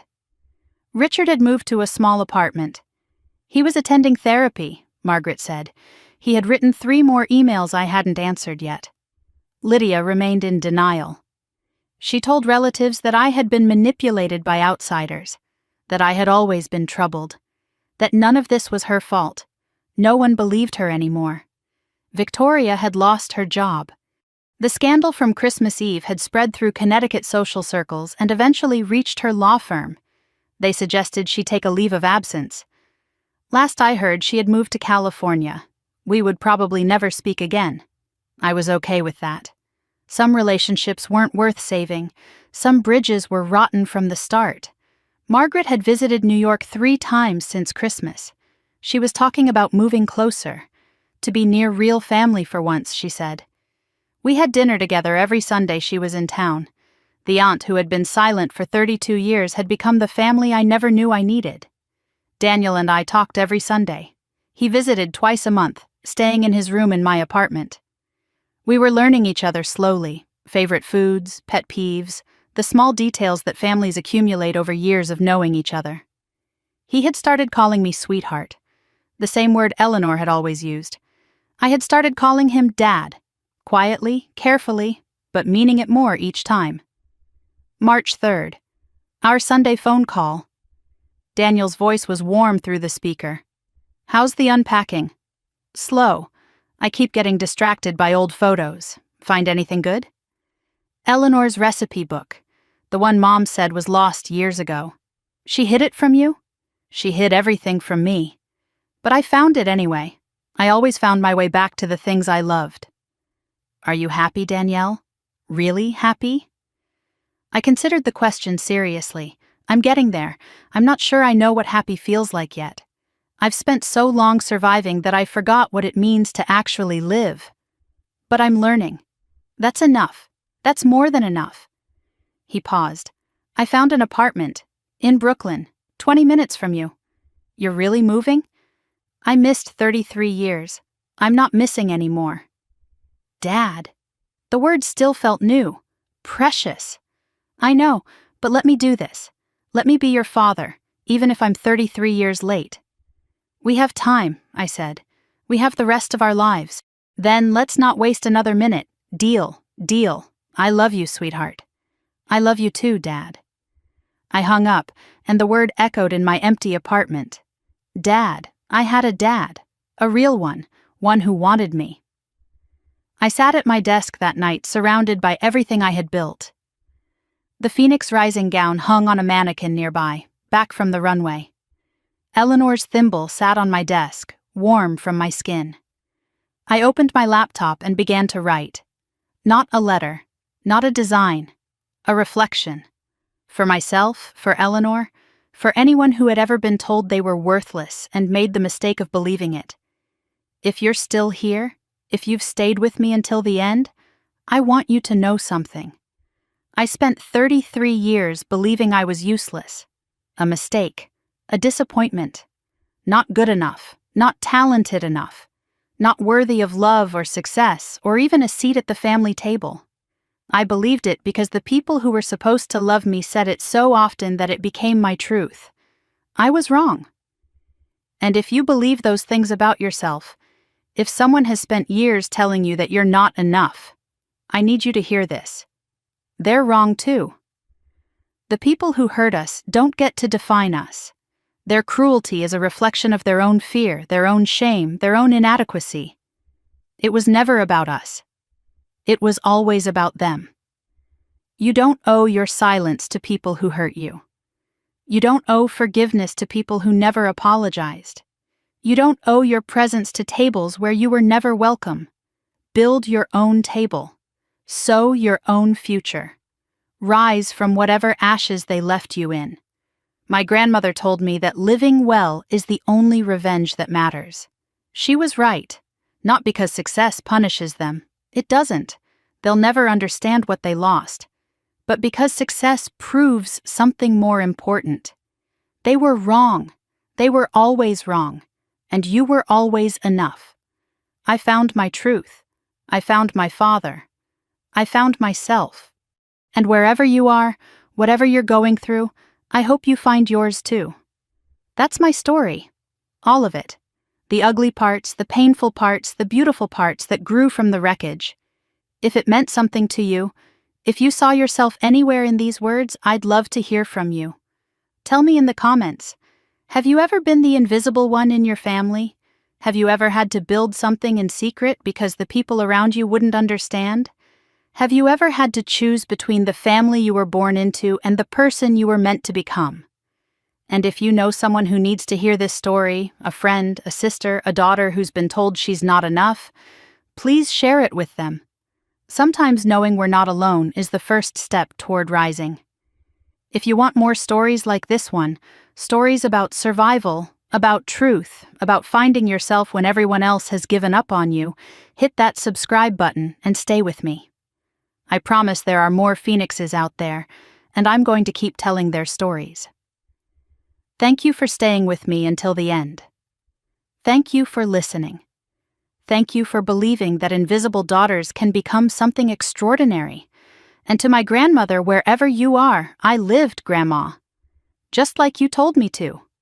I lived. That's everything. I'm finally holding the pen. And the next chapter? That one's mine to write.